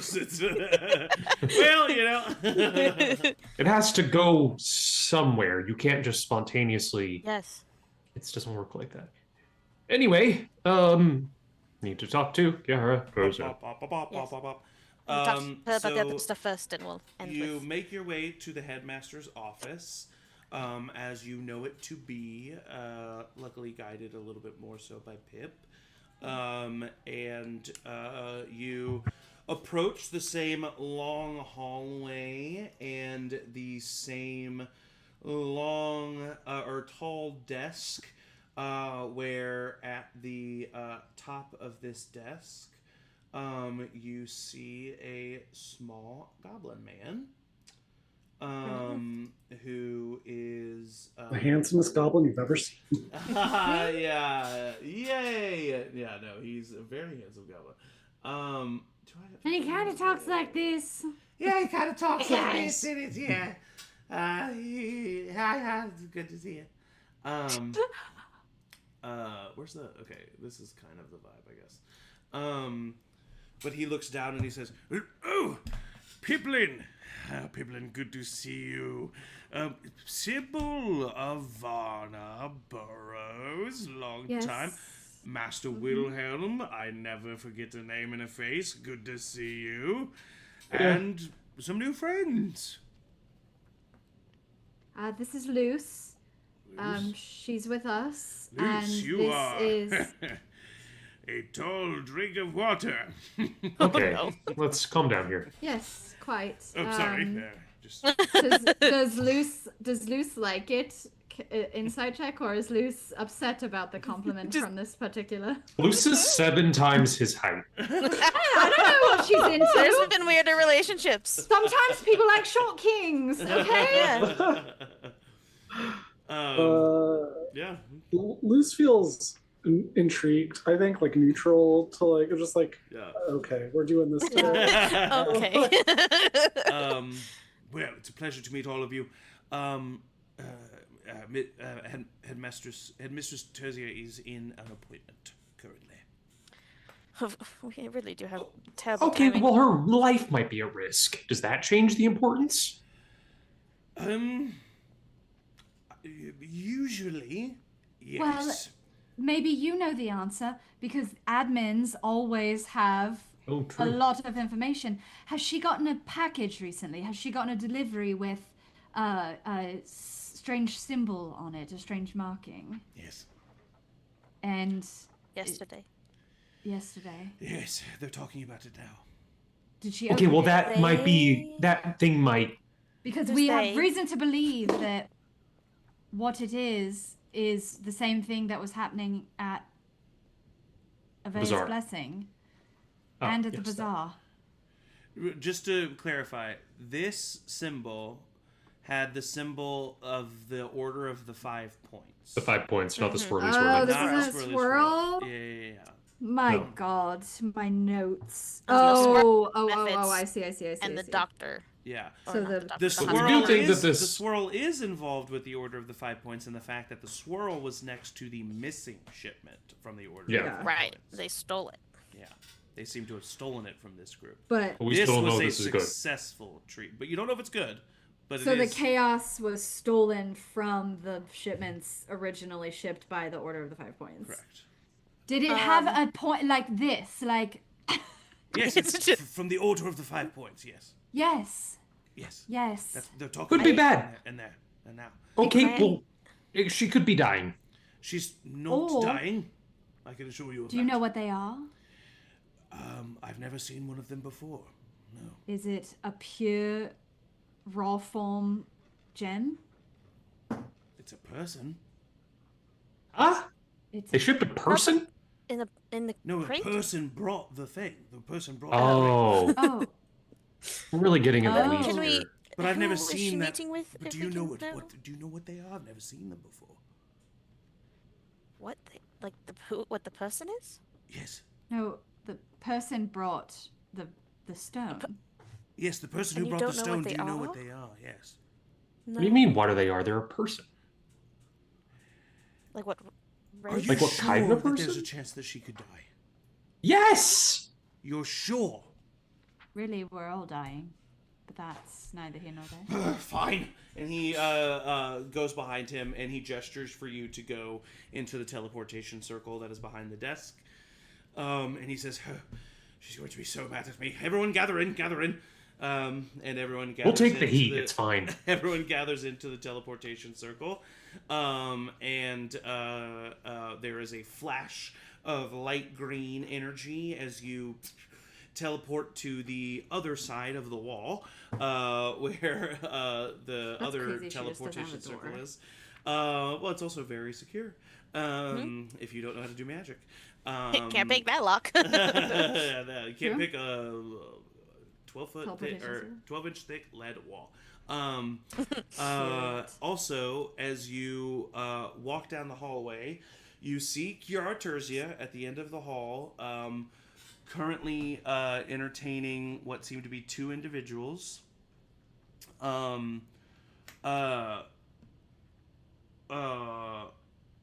One of them seems to be about, I would say, 5.5, 6 feet tall. The other one stands up. She looks back, hearing the commotion. She is about 5.5 feet tall. A tiefling woman, as she pulls down a cloak hood. She has blue skin and two very small horns that protrude just out of the tip of her forehead. And she kind of looks over with a confused face. And Kiara kind of stands up. And we didn't see what the other one looked like? Not yet, no.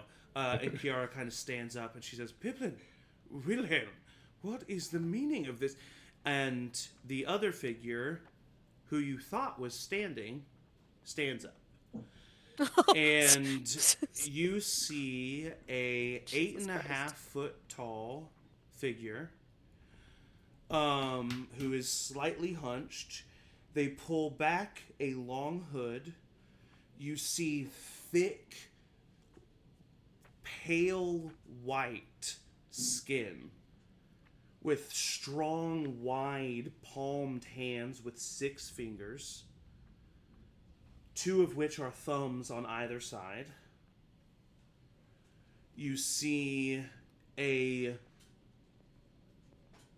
broad-shouldered individual with this pale, almost translucent skin all over them.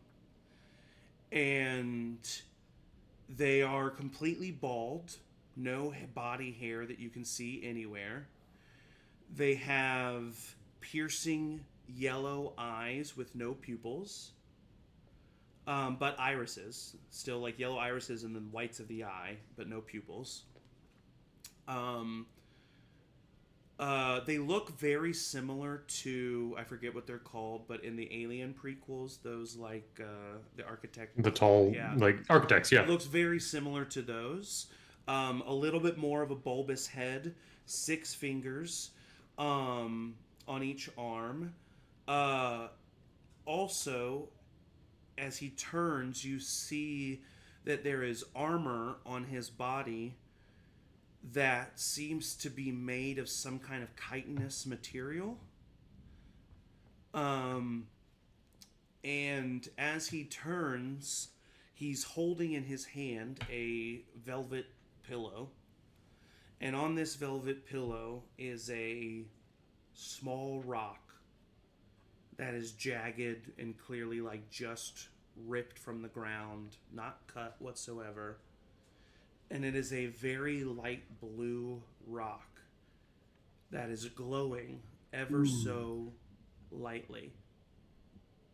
And it is glowing in the exact same tint, the exact same tone and hue as the glow in Norbit's eyes. And that is where we will end today's session. What? Of the Concordian Expanse campaign. So, new race just dropped. Whoa. But we'll learn more about that next week. What did I put in my robot? So thank you so much for joining us. Really appreciate it. Lots of lore drops and role playing this session, but I hope you enjoyed it.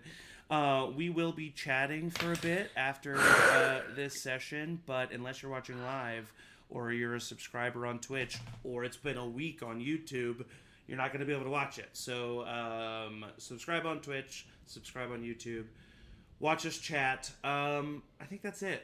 Okay, so thank you to my players. The best players a GM can ask for. I say it every time, but I mean it every time. And as always, everybody say bye. Freaking bye. Freaking bye.